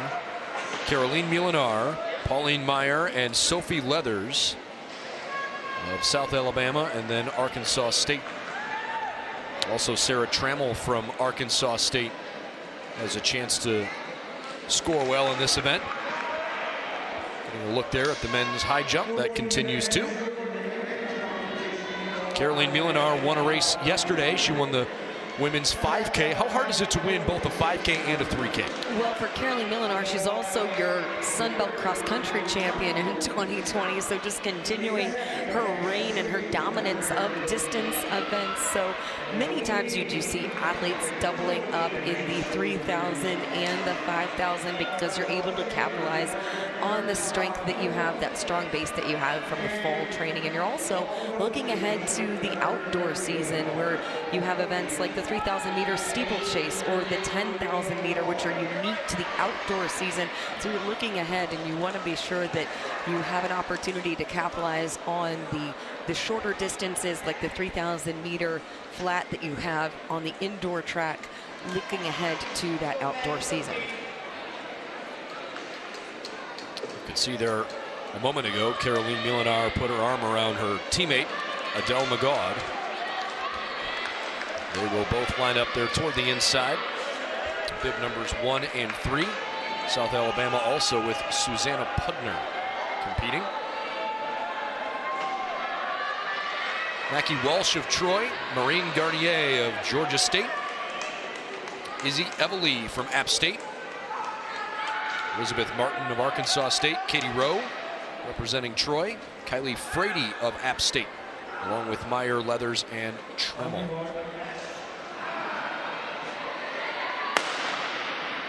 And off they go, the women's 3,000-meter section 2 of the finals. Sun Belt Championship meet record is 9 minutes 34.11 seconds. Mentioned earlier, Frederique Fiel, a Florida Atlantic athlete back in 2011. Pauline Meyer's qualifying time of 9 minutes 32.73. 2 seconds better than the championship meet mark. So perhaps if history repeats itself, we could see a new Sun Belt record here today. And one thing you're certainly seeing is a lot of these athletes, as we said in the prior heat, doing duty in multiple events. You saw Pauline Meyer, who is certainly one of the favorites to contend for the 3,000 meter title. She was second in the mile earlier today. Caroline Milinar, as you mentioned, won the 5K.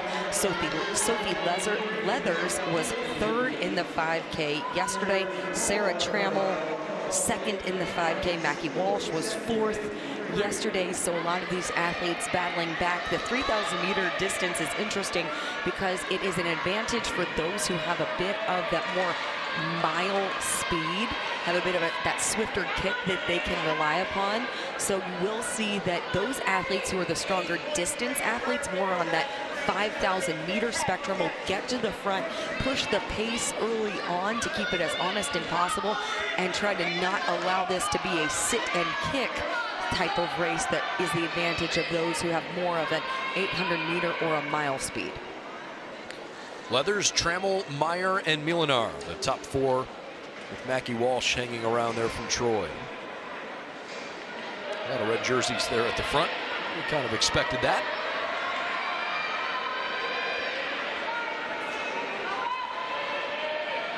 I know you had a chance to talk with Jim Patchell this week leading up to our coverage. What is he most proud of? Did you get a sense, when you asked him about the distance runners in particular on the women's side who have excelled so well here the last couple of years? Well, I think it's the consistency that this team, both on the men's and the women's side, have continued to produce with. I mean, he mentioned that this Arkansas State program has produced Olympians going back to 1972, that this program has been represented in the Olympic Games, and that's across teams at the Olympic level. So that's one of the things that you look to, is just that strong tradition of excellence that the Arkansas State program has had. And that's, certainly you look to the number of points and the athletes that they've had atop the scoring in the distance events, but it's across the board as well. They have a number of athletes in the field as well, 3, 4, and 5 athletes who are in scoring positions in the field events as well.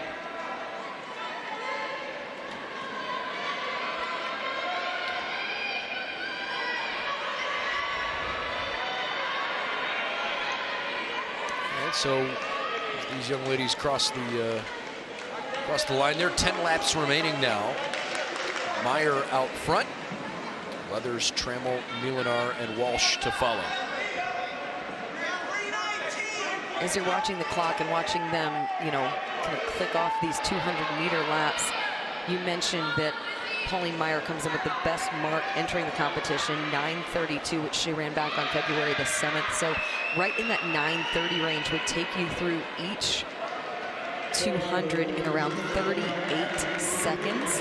So as you're watching, they're right at about 40 seconds on that last 200 right now.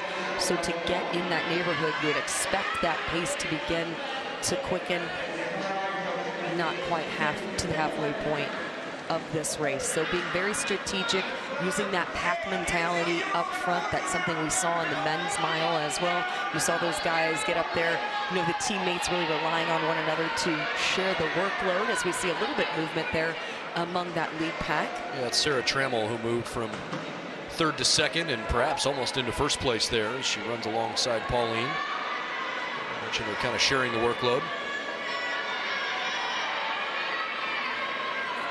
Pauline still seems comfortable. All right, 8 laps to go. Lara and I will step aside here for just a moment. Continue to show you live streaming action here, the women's 3,000 meter.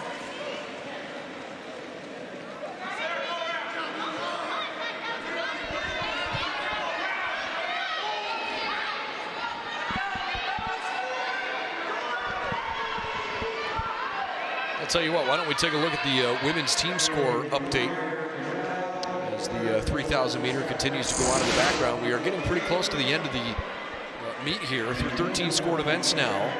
Texas State hanging around. They've made a good jump here, but Arkansas State still ahead by about 26 points.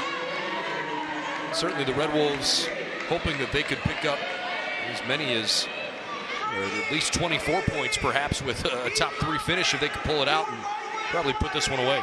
It's like we saw in that men's mile earlier on. They saw that playbook. They're going to use that template as much as they can going into this event, of course. On the men's side, things are much tighter.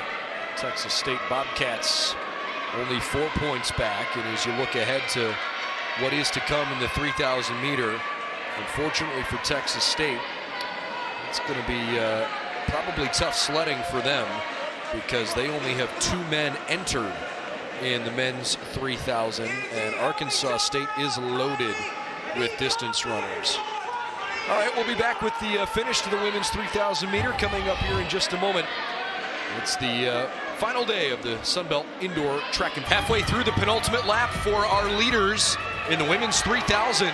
Caroline Milenar and Pauline Meyer at the front, and it's Meyer from Arkansas State who just pulled back in front. This could be a really good finish as these two head into the final lap. Now with Trammell, Walsh, and Leathers fading back a bit. Pauline Meyer, a terrific distance runner. Caroline Milenar is as well, and she won yesterday's women's 5K. Can Meyer hold off Milenar in the 3K? Meyer has that 450 miler speed, and you see that she is using that incredible, ferocious closing kick. Wow. Her last split, 35.475. This one's going to be even faster. 9 minutes, 47.03 seconds. A fantastic race from Pauline Meyer and the Arkansas State Red Wolves, champions in the women's 3K. Trammell and Leathers for Arkansas State finished 4th and 5th. Meyer the runner-up with Mackie Walsh in 3rd place.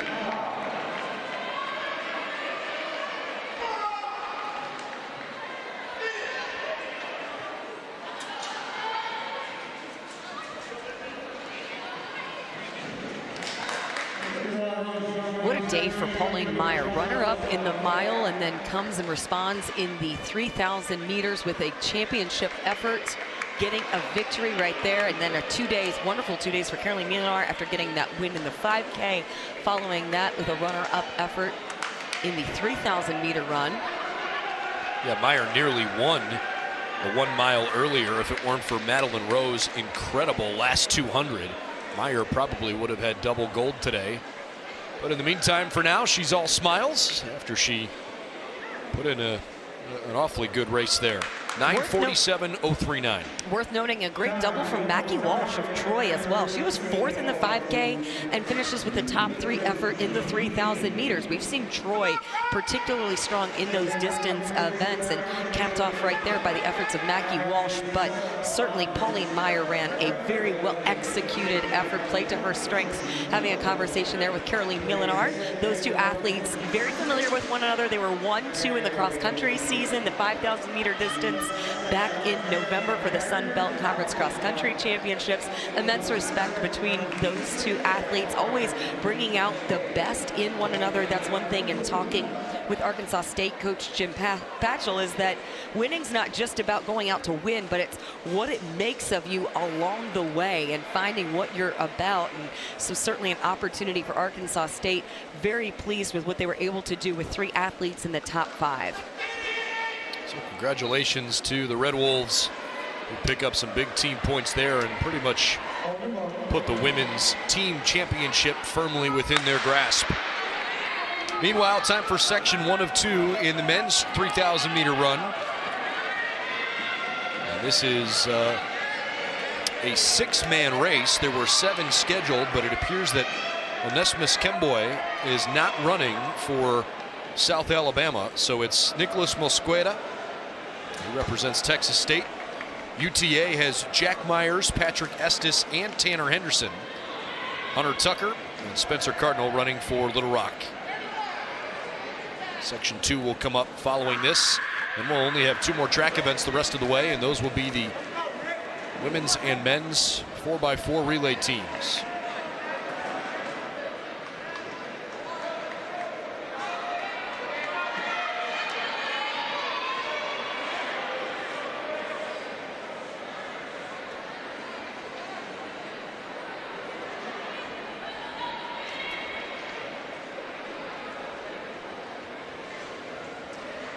Well, UTA doing what they typically do. This is a pretty proud distance program with John Sauerhage. He's got guys that are hoping to put up some good personal times, even if it may not result in scoring points. Running as they do often in cross country, and certainly in their workouts, putting those three guys up there together, allowing them to share the workload there up front, work off of one another, and make it a little bit more difficult for the rest of the field to challenge them. Looking at the results from last year, you can pretty safely assure yourself a scoring position if you run in that 8:30 mark or so. So looking at these 200-meter laps, an 8:30 3,000 effort would equate to 34-second 200s. So that's roughly the time frame they would be aiming for in terms of likely putting yourself in a scoring position moving forward. Even more so, you're mostly looking to, with minimal opportunities to have competed in the indoor season, likely going for a season best, if not a career best, in an opportunity like this with a conference championship on the line, and the final opportunity to compete for most of these athletes in the indoor season before they turn their focus to the outdoor track season, which begins next month.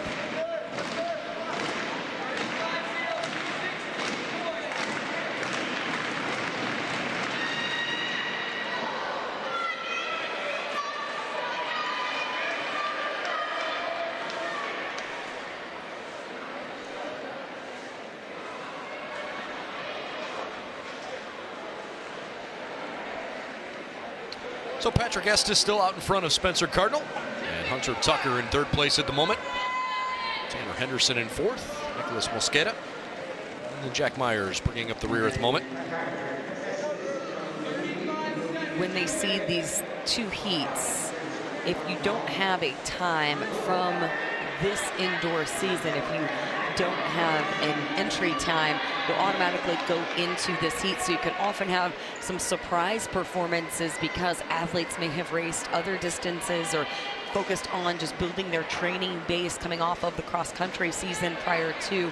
So it's not unusual for someone who is in what is deemed as the slower of the two heats to come out with a performance, a significant improvement, and place themselves in position for one of those scoring spots, especially at the end of the meet. Every opportunity you had, you're looking to utilize from that team perspective. Seeing some movement there up front, a changing at the lead with apparently Spencer Cardinal and Hunter Tucker. So Little Rock out front here. About 9 laps to go for these guys. And while they are continuing to duke it out here in this lengthy race, Blair and I will step aside for just a moment. We'll bring you continued live streaming coverage of the men's 3,000 meter. This is section 1 of 2 in our 2-section final. We'll be back in just a moment.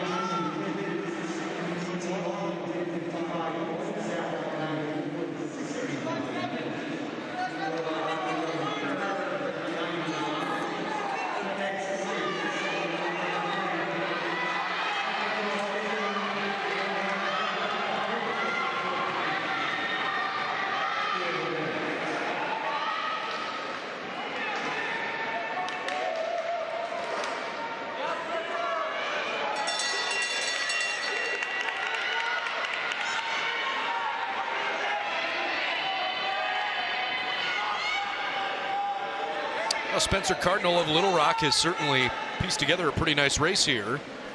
And in his final lap, this young man from Little Rock has a chance to maybe put up a time to beat.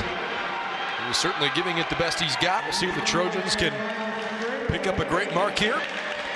Spencer Cardinal crosses the finish line in 8 minutes 42.984. Well, far and away his best of the year, a good 10 seconds.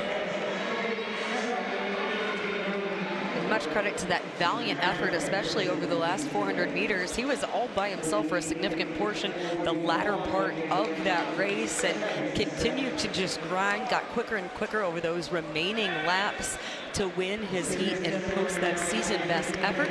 Now he'll be able to sit and watch the remaining heat to see where he stacks up and if he could position himself for a point scoring opportunity in the men's 3000. So Spencer Cardinal wins the first of the two sections. We will get you set up here for section 2 in just a moment. But in the meantime, I want to show you some of the field events that have gone on here today. And we'll start with the men's triple jump, which went final a little bit earlier.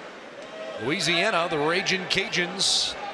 And this jump here from Rylan Thayer, 15.38 meters. Launches a big one. Look how excited he is. Ryan Thayer is a champion in the men's triple jump. How about in the shot put? Men's shot put also got started this afternoon. Brandon Busby, who's had a fantastic meet after his performance yesterday in the weight throw. Look at this, 16.75 meters. And Brandon Busby, who won the weight throw, also wins the shot put. Finally, the women's pole vault, which was going on during a good bit of our coverage here this afternoon. Reagan Lalo of Louisiana with a clearance of 4.01, fired up as she should be. That's in addition to her incredible hurdle performance. That's also right. In the 60 hurdles in which they went 1-2. So Reagan Lalo, the women's pole vault champion in the Sun Belt this year. But Brandon Busby has become a story after winning both the shot put and the weight throw. He's got a chance to win some recognition here by the end of the meet. In the meantime, time for the men's 3,000 meters section 2. And let's introduce to you the guys that are on the track, and you're going to hear a whole lot of Arkansas State Red Wolves. Remember how tight those team scores were coming into this race?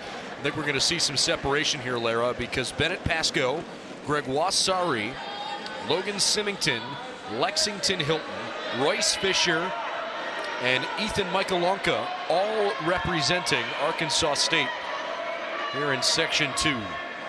And when you score this meet on paper, purely based on the performance list, Arkansas State has an opportunity to put up 32 points based on the efforts of where their men stack up from the performance list over the course of the 2021 indoor season so far. And when I asked Coach Jim Patchell about the target on their back going into this championship event in general, but in particular an event like the Men's 3000, he said that he feels like his athletes thrive off of that. That's what's so much fun in competing, but also you don't win a championship on paper. That's why you have to get out and actually race an event. It doesn't matter what the clock says. It comes down to how you race and how you compete in those type of situations.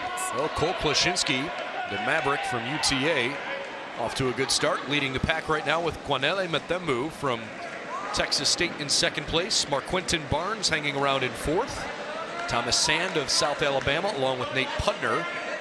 And Justin Patello from Texas State also in this field. One thing you'll also notice is without the presence of fans, you have only coaches and teammates there at the Crossplex facility, so no opportunity for families to be there on site. It's easier to pick up the coaching cues as we now get later into the meet. So with most of the events completed, all of the athletes are rounding the oval. They might be up in the stands. You have coaches there who've positioned themselves strategically as well, so they can relay cues and prompts to their athletes as they are out there on the track. So you're hearing a lot of that chatter as we go through these events. It'll get particularly loud when we get to the 4x4, which is undoubtedly one of the most exciting ways to finish off a championship track meet. And a number of these athletes you're seeing for, if not the second, maybe even the third time over the course of this two-day event. You have athletes like Bennett Pascoe, who was second in the mile. He also was part of that victorious distance medley relay on Monday evening. Lexington Hilton was second in the 5K. Kwanele Mathembu was third in the 5K. Cole Klashinsky already with that 5K title under his belt after that effort last night. Time to beat 8 minutes, 42.984 seconds. Set by Little Rock freshman Spencer Cardinal in the first section. Sunbelt Championship record is 8 minutes, 11.8 seconds, set by Joseph Chabet of Western Kentucky back in 2012. And the Crossplex record, Christian Noble, earlier this year in January, in fact, January 31st, just a couple weeks ago, broke the facility record with a 7-minute, 51.46 3K. That is crazy fast. Well, not surprising that the two fastest entering this event, Bennett Pascoe and his teammate Lexington Hilton, ran the fastest times when they raced a 3000 back in December.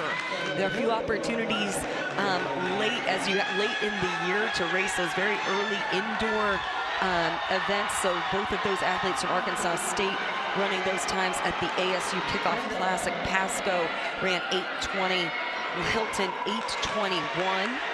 Kwanele Mathembu of Texas State 8:21.81. That was his season best, which was run in late January. Kwanele Mathembu is new to the Sun Belt Conference.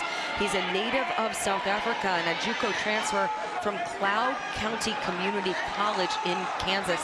So a great addition to the program of Texas State. Mathembu competing well at the moment. He's in third place behind Hilton and Klashinsky at the moment. Klashinsky is giving Hilton a good run for his money now as they approach the stripe here. 6 laps to go for our leaders.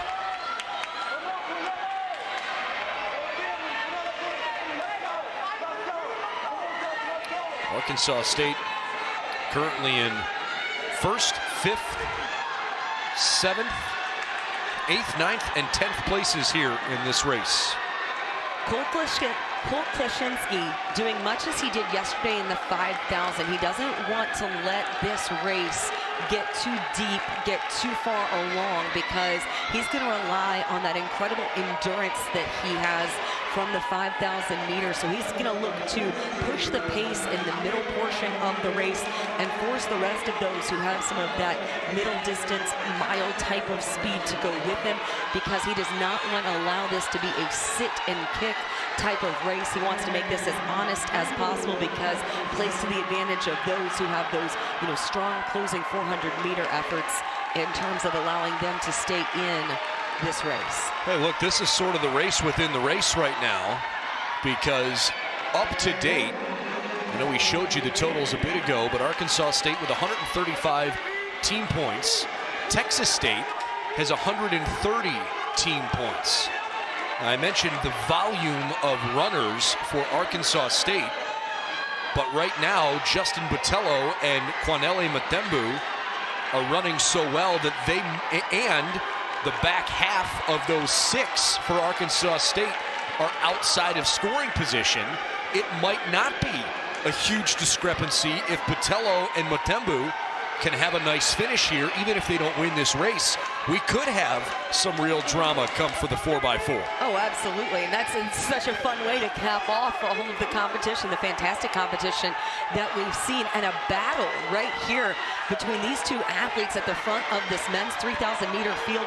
They have gone back and forth in terms of trading the lead. No one else even in sight. They're able to use, there's a video board, a very large video board there at the Crossplex, so they'll be able to see where the rest of that chase pack is, as you see Colt Klashinsky moving again up into that lead position. Well, they've got 2 laps to go. Klashinsky and Hilton tangled up feet there ever so slightly on the near side straightaway.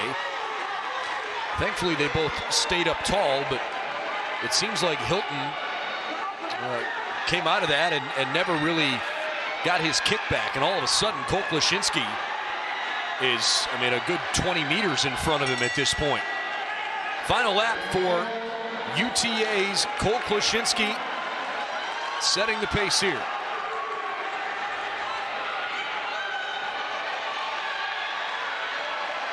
He waited patiently, and then when he made his move, he did so definitively. In terms of moving in front of Lexington Hilton, when he had that opportunity, saw that maybe, he was somewhat stumbled just a bit, able to capitalize very well. Look at that definitive closing stride for a victorious performance yet again.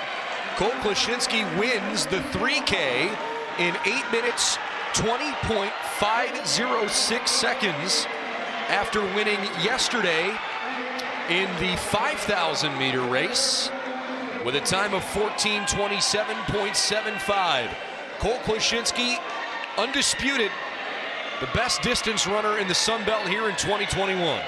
Colt Klashinsky improves after being 4th in this event last year to winning it this year for the 2nd individual title of this conference championship. A fantastic race between Colt Klashinsky and Lexington Hilton, followed by Bennett Pascoe, Justin Botello, and Thomas Sand. A big improvement also for Colt Klashinsky. His previous season best, 8:24.89, improves by more than 4 seconds over the 3,000-meter distance.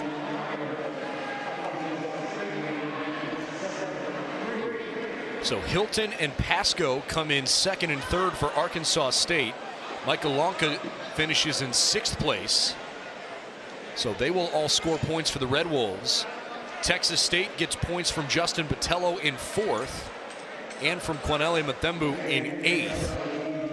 That means Arkansas State is going to extend their... You're watching the women's shot put. In fact, just the very tail end of the women's shot put. There are only a couple of shot put attempts left. In fact, I think 5 total. Someone is trying to knock off Arkansas State's Evangeline Harris, who has a monster throw of 14.89. In fact, she has the 2 furthest throws in this competition. Whether or not she will be dethroned, we'll find out. We're looking there at Kalia Brown, whose best throw is 14.02, good for 5th place. Grace Flowers, Samara Nelson, and Evangeline Harris still yet to throw. Let's see what Brown's final tally comes in on there. Great projection there on her release for Brown. Brown's currently sitting in 5th position. Best mark of the event so far was her first attempt. So looking to improve upon that with a final opportunity. That mark for Brown, 13 meters 61. So for the time being, she remains in 5th position. Grace Flowers stands in 4 straight fouls after a 14.05. That one should count. In the meantime, the women's and men's 4x4 relay teams are getting loose and nearing ready to go. All of the men's events have completed on the field events, and this is the final of the women's field events. One of the advantages of the Crossplex facility is that they do have the throwing cages and throwing events happening surrounding the track. So you get so much of that atmosphere and excitement you're able to watch for the athletes who are supporting their teammates who are competing in the throws, and also the coaches, whereas at some facilities you might have the throwing events occurring in a separate facility. So it is a great advantage for those athletes who are competing within this facility to have that type of atmosphere, get the energy within the arena. Samara Nelson just threw there for Troy. And while I'm still waiting to see what her official result is, given the smile on Evangeline Harris's face, I don't think it's enough. It's officially a foul for Nelson, which means Harris will throw here already as the champion. That one goes wayward, which is too bad because that was launched. And Harris will close on a foul, but her throw of 14.89 and her second of the 6 throws, good enough to win a gold medal. So Arkansas State wins the women's shot put with Evangeline Harris. Arkansas State gonna take 1st, 4th, and 8th for a significant boost in their points to add to that already strong lead that they had going into these final 2 events to be scored. So that'll move them up to 145 total points as a team. They had 129. Texas State was in 2nd place before the scoring for the shot put on the women's side. They had 86.5 team points. That's one thing, you know, we've mentioned, of course, Arkansas State had significant efforts and performances by that very deep distance squad that they have, but they also got incredible points in the long jump, both the weight throw and the shot put. So a whole lot of areas, both on the track and within the field, that have been significant to their efforts in an attempt to repeat as the women's team champions. There are your women's team tally. And again, this is up until the shot put, but with those women's shot put results still technically unofficial. Those have not been calculated in there yet. Won't be long though. And on the men's side, as we anticipated, it's a 15-16 point. Well, it's right in the middle. 15.5 point difference between Arkansas State and Texas State. And that means it's unlikely, but not impossible, that Arkansas State would be dethroned. The Red Wolves appear as though they will become the first team since the 2004 Middle Tennessee State teams, which was the last of 4 consecutive years that a school repeated as champions on both the men's and women's side in indoor track. And moving forward.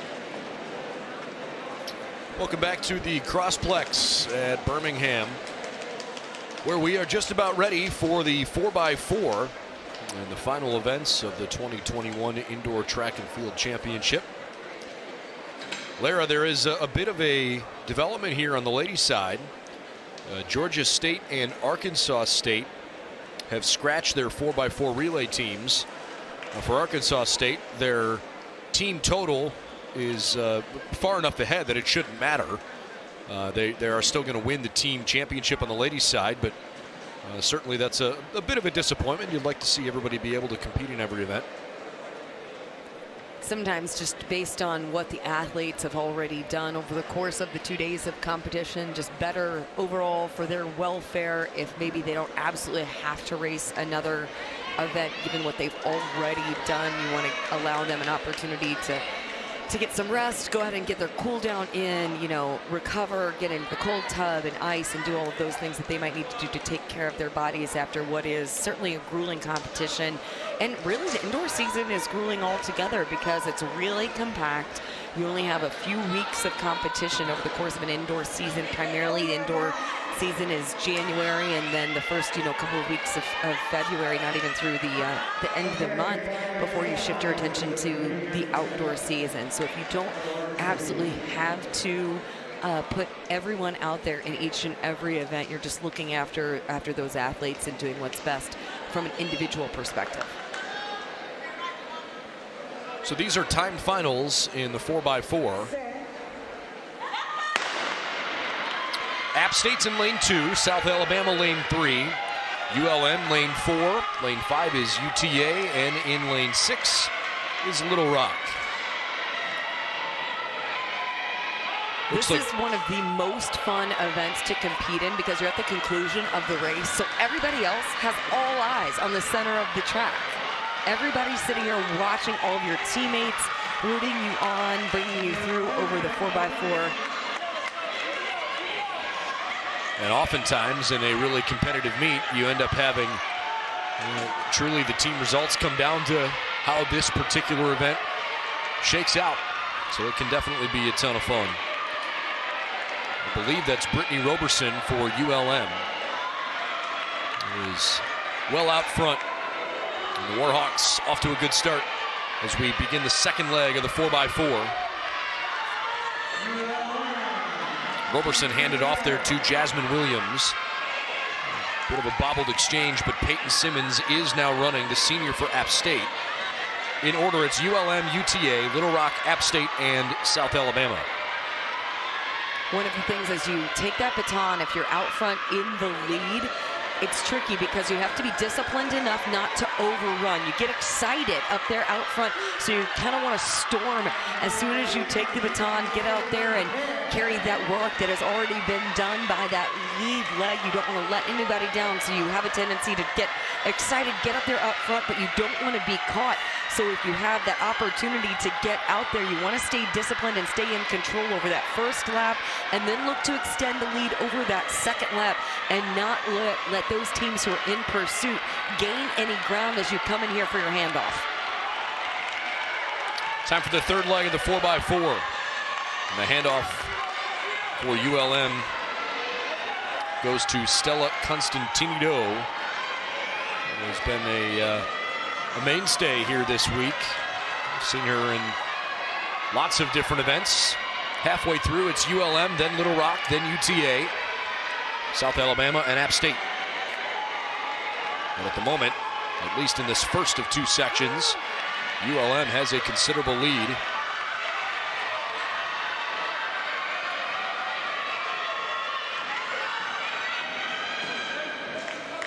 You know what? They've actually switched it up. That was Phoebe ten Grutenhuis, who is running the third leg for ULM. That's one thing with the relay cards is they put in the athletes expected to compete, not necessarily do they have to be in the order at which they are listed. So adapting on the fly. That's one of the things with these exchanges. They always get tricky because the 400 is such a grueling event. Your legs are absolutely dead when you're coming in. So you are stretching. You wish you had almost that Stretch Armstrong ability to reach as far as possible to get the baton there even quicker, because all of that lactic acid is building up in your quads because of that 2-lap effort. So when you make those exchanges, you really want to be sure that when you're taking and when you're receiving the baton, you don't get out there too far ahead, because you don't want your teammate not to be able to get that baton to you, get too far away. ULM, then UTA, then Little Rock. App State hanging around in 4th. South Alabama back in 5th place right now in this section. And holy smokes, ULM has hit a brick wall. I hope she's okay, because all of a sudden she went from flying to really struggling through that back leg. UTA wins 355.388. ULM finally crosses the finish line in 4th place. The closing leg, that anchor leg for UTA, 56.46 seconds. What an incredible effort. Way to rally. Troy's athletes, Cassia Cooper, Vanessa Frank, Denisha Ginty, and Edita Skolenska, who broke a conference record earlier. Texas State with Christine Irving, Shermaria Hardy, Paige Kimball, and Brenna Clark. Coastal Carolina competing with Lauren Gordon, Armaya White, Shania Bellamy, and Jarmisha Arnold, a 4-freshman team for Coastal. Louisiana using Raina Ryan, Emily Coleman, Shonita Broom, and Taylor Walls. And Georgia Southern with Megan Lynch, Cameron Mathis, Scovia Ayakoru, and Zykeria Williams. Ready for the first exchange here in the 4x4. So far, Troy has the lead, followed by Texas State, then Coastal Carolina, then Louisiana, then Georgia Southern. Troy is the favorite coming in. They own the best mark in the indoor season by about a second advantage over Texas State, and then there's about a second between Texas State and Coastal Carolina. Looking to that first heat, that effort by UT Arlington, not so surprising given the fact that they did win this event last year. They are the reigning Sun Belt champions. In the 4x4, they were just in that slower heat this year, so now the standard has been set that the rest of the field will have to match, and Troy running a really impressive second leg of competition. Again, the time to beat 355.388. Halfway home for Louisiana. They handed the baton off there to Taylor Walls, a sophomore. You can see her bib number. She was out front. Meanwhile, the backstretch is a really critical opportunity in the 4x4. That's where if you're going to make a move, you've got to put yourself in position if you're among those who's going to threaten for the lead, because then you have to capitalize the opportunity when you get to the following straightaway. You want to avoid making a move at all costs on that turn. So as you get here to that backstretch, I certainly expect to see some movement there. You're likely going to see that lead maybe get a little bit tighter. Well, Paige Kimball fading back just a little bit for Texas State. Coastal Carolina in great position as well. We've seen their sprinters rise to the occasion over the course of this competition. So they're certainly going to be one who looks to threaten with just a few laps remaining. Troy, Texas State, Coastal Carolina, Georgia Southern, then Louisiana. Final leg of the women's 4x4 at the Sun Belt Indoor Meet. Edita Skolenska, I believe. She sure is. After breaking by a substantial mark the conference record earlier today in the 800, can Skolenska put together a ridiculously fast final 400? And she better have her A game, because Jarmisha Arnold is coming in hot behind her. Skolenska losing a bit of ground. Arnold racing with all her might. Peeking over her shoulder, Skolenska running with a smile. Arnold coming down fast, and it is Troy. 3:45.692. They are the champions in the Sun Belt. I'm not sure if that was as much of a grin as it was a grimace as she was getting to the tape, doing everything possible to fend off the closing kick of Coastal Carolina. Troy, what an impressive effort in that 4x4 relay. Edita Skolenska closing in what I have as a 55.6. Coastal Carolina's anchor leg, a 53.50. 5. So excellent efforts. Let's see right here. This is where that gap between first and second gets incredibly close. Adidas Sklenska takes that glance over her left shoulder, then the right shoulder. You can tell she is trying to do everything she can to get to the line as quickly as possible, because you could see Coastal Carolina closing with a fury. All right, I'll grant it to you. It was definitely a grimace. Max effort from Adidas Sklenska. What a day from her. Seriously, great work. A record in the 800, and then anchors her relay team to a championship at performance there. That's a smile, though. Now you get the smile. Oh, good for her. So the Troy Trojans, I think they've had a really solid work week. I don't believe we'll see any changing in terms of the position, because Texas State finished 3rd overall, so they will get their 6 points to give them a bit of a cushion in between. So I don't think we will see any change there between the 2nd and 3rd teams in terms of scoring on the women's side. In the first of the 2 legs on the men's side, UTA, ULM, and South Alabama competing here. The team for UTA consists of Sebastian Vidal, Dylan Lowe, Victor Bocanegra, and Zion Smith. ULM's 4x4 team, Javante Perry, Nolan Smith, Reed Giorlando, and Eric Hawkins. And South Alabama with Joey Zalsley, Cameron Stewart, Graham Collins, and Xavier Rogers. Joey and Graham each competing earlier today in the heptathlon. But apparently they both still have enough in the tank to run here in the 4x4. At the moment, ULM out in front, and South Alabama and the Mavericks.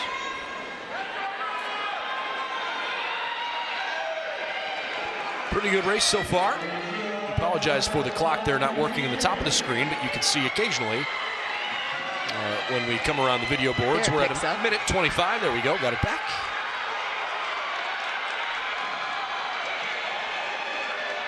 This is one of those events, too, that very few people are going into fresh because of the workload you've had between field events, track events, all of those things. So no one is going into this event feeling great. It's one of those events that you are truly relying on that race savvy, relying on that competitive spirit, relying on the ability to just continue to push even when you get that painstaking feeling in your legs that is due over the course of a 400-meter event with each of these legs.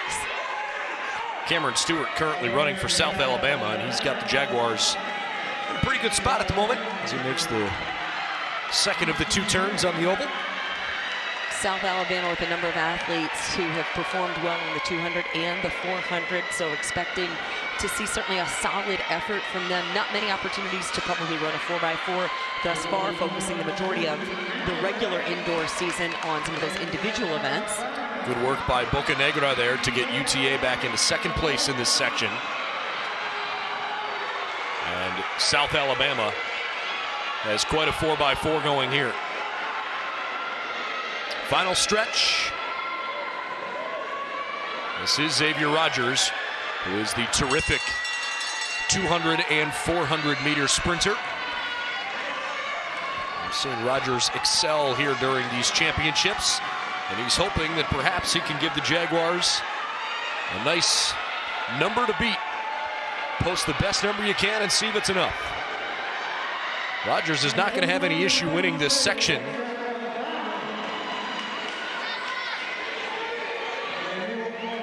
Crosses the tape in 3 minutes, 17.740. For reference, last year in the 2020 Conference Championship, that would have been good enough for 2nd. Wow. Holy smokes. So a tough way to do it, being in the first of the 2 heats, but what a credit to South Alabama, putting an incredibly impressive 4x4 together. Well, they haven't had a chance to run one all year. Yeah, exactly. It's a heck of a performance.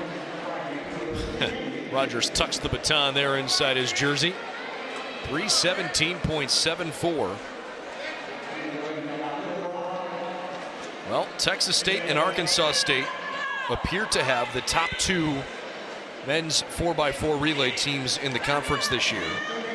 The Sun Belt Championship record time is 3 minutes 11.87 seconds, set by Western Kentucky back in 2014. And the LSU Tigers own the Crossplex record at 3:04.28.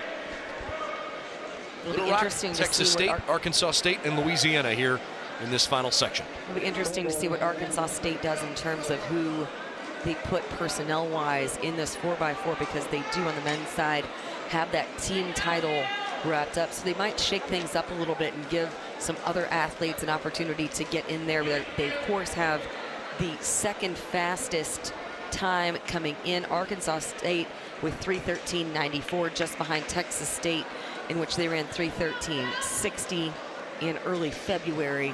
But it's likely that it's not necessarily the same assembly of four that they had in that 3:13.94 effort. Could be a couple of other athletes, a different quartet, if you will, on the track in this one.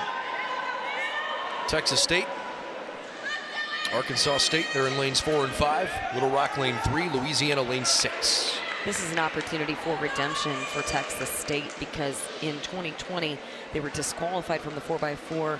One of the athletes broke early, so that took them out of event contention. So looking to come back and have an effort here of championship caliber. Tahir Kelly, Brevensky Pierre, Pedro Osorio Lopez, and Jalen Allen running for the Bobcats. Arkansas State with Addison Ross, Dadrin Davis, Jeremy Walker, and Kobe Hill. Brock Apaya, Tyrell Hargrove, Jamad Booth, and Nathan Ferguson for Louisiana. Little Rock with Philip Anderson, Ricardo Banks, Colby Swecker, and Jalen Black. Not a great surprise to see these four bunched up the way they are. When it's this tightly bunched, you really got to be careful on these exchanges coming up. You got to be sure that you put yourself in position for a clean exchange. Louisiana, then Texas State, but a blazing fast start there from Texas State. Holy smokes. I believe that's Brevensky Pierre. You want to talk about exerting some force early on. Now the question is, can he carry it through? That was wild. It is indeed Pierre. But that's not only a boost of confidence for yourself when you start off so strong, it can also be one of those tricks where you attempt to take the competition out of it by definitively trying to gain such an early lead. Louisiana hanging in second place. Bobcats in good shape. The exchange goes to Pedro Osorio Lopez, who we have typically seen run in distance events. How will he handle a sprint here, especially with a whole bunch of pressure? He's been on a roll. He hit, broke the Sun Belt Conference Championship record in the 800 because of a phenomenal final 400 meters. So now does he have a little bit more of that magic left for the 4x4? Being hotly pursued. Louisiana right on his tail. Looked like he moved slightly so to the outside of lane 1 to put a little bit of a challenge out there to make him run, make Louisiana run just a little bit wider to try to get around him. Texas State, ever since the beginning of the first handoff, they've had a substantial lead, and now they're trying to take it home. Again, the time to beat, 3 minutes, 17.740.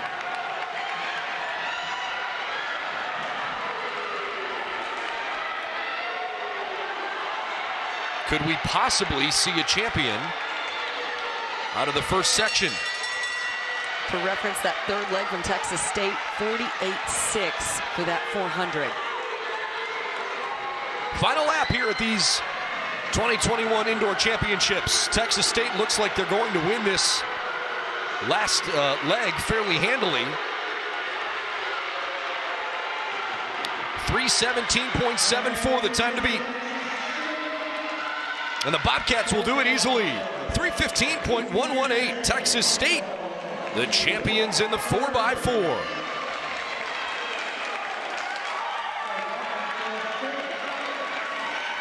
Louisiana comes in second place, 3:16.45. So South Alabama, it looks like we'll get third out of that first heat. How about that? What a valiant effort from that first heat of South Alabama and what they were able to do. I'm so excited to see that 4x4 in the outdoor season, or rather fourth. You had to look at the tenths of a second. I was looking at 3:17. That's why I leave the math to you. But looking at the outdoor season ahead, when you have a number of opportunities to compete in the 4x4 over the course of the season, building up to the Sun Belt Conference Outdoor Championships, this will be a really exciting event to see because of all of the immense sprint talent that there is across the board, headlined in this event by Texas State. Tahir Kelly, Provensky Pierre, Pedro Osorio Lopez, and Jalen Allen with a winning time of 3 minutes, 15.118 seconds. And the Texas State Bobcats take home a gold medal in the final event of the week. So here are the final women's team tally. Arkansas State, for the second consecutive year, they are champions on the ladies' side. They have won their 6th team title. Pretty cool for them because prior to winning last year, they hadn't won since 2013. So the Red Wolves program has taken good steps forward here the last couple of years, and they have repeated as team champions on the ladies' side. Louisiana with a leapfrog over South Alabama. Great work by the Ragin' Cajuns. Obviously, Troy and Texas State's certainly have done well too. Meanwhile, we have 3 final field events that we didn't have a chance to show you, so let's make sure we give appropriate acknowledgement on that front. And we move to the women's triple jump, where the champion is Peyton Simmons from Appalachian State. And this jump of 12.67 meters.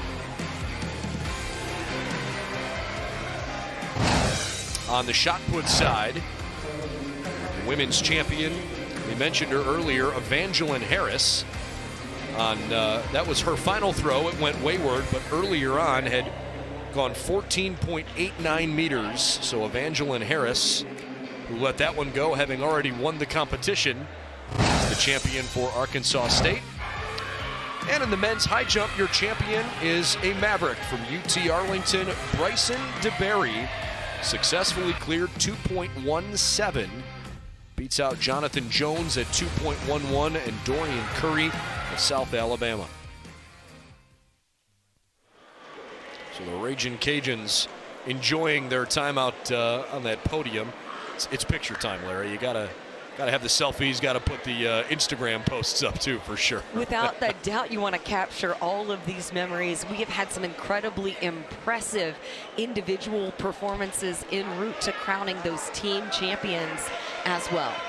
Let's take a look at our top track performers here today, brought to you by First Bank, making banking easier for you. Seth Waters from Arkansas State, your mile champion, also took runner-up in the 800. And from the women's side, Kiana Foster doubling in the 60 and the 200 to take 2 titles. Meanwhile, our field athletes of the meet, brought to you by Hercules Tire, Ride On Strength. Brandon Busby winning not only the shot put, but also the weight throw. Another one of those double champions this week. And then on the women's side, Reagan Lala, impressive as she takes the pole vault win. She has the victory in the pole vault, and we also saw her up on the podium getting a photo because she finished second to her teammate in the 60 hurdles. So an incredible effort from her in the field, and then also in the track in the 60 hurdles as well. One note from the team side for the Arkansas State women, this is their 5th straight track or cross-country team title since the 2019 outdoor season. So that excellence, that tradition of excellence continues for that Arkansas State program. And on the Louisiana side, they put together a 111-point performance as a team. That's their most points since they scored 112 back in 2004. So the Ragin' Cajuns program definitely trending in the right direction. But back-to-back championships for the Arkansas State Red Wolves. Pretty darn impressive, the men and the women. in really, really cool fashion. Put together great performances all across the spectrum here this week. Fantastic to see so many conference championship records fall, a number of school records that fell as well. So that's just building into what will be certainly an exciting outdoor season, as well as we await they're giving some of those medals from the remaining events to be awarded, and then also soon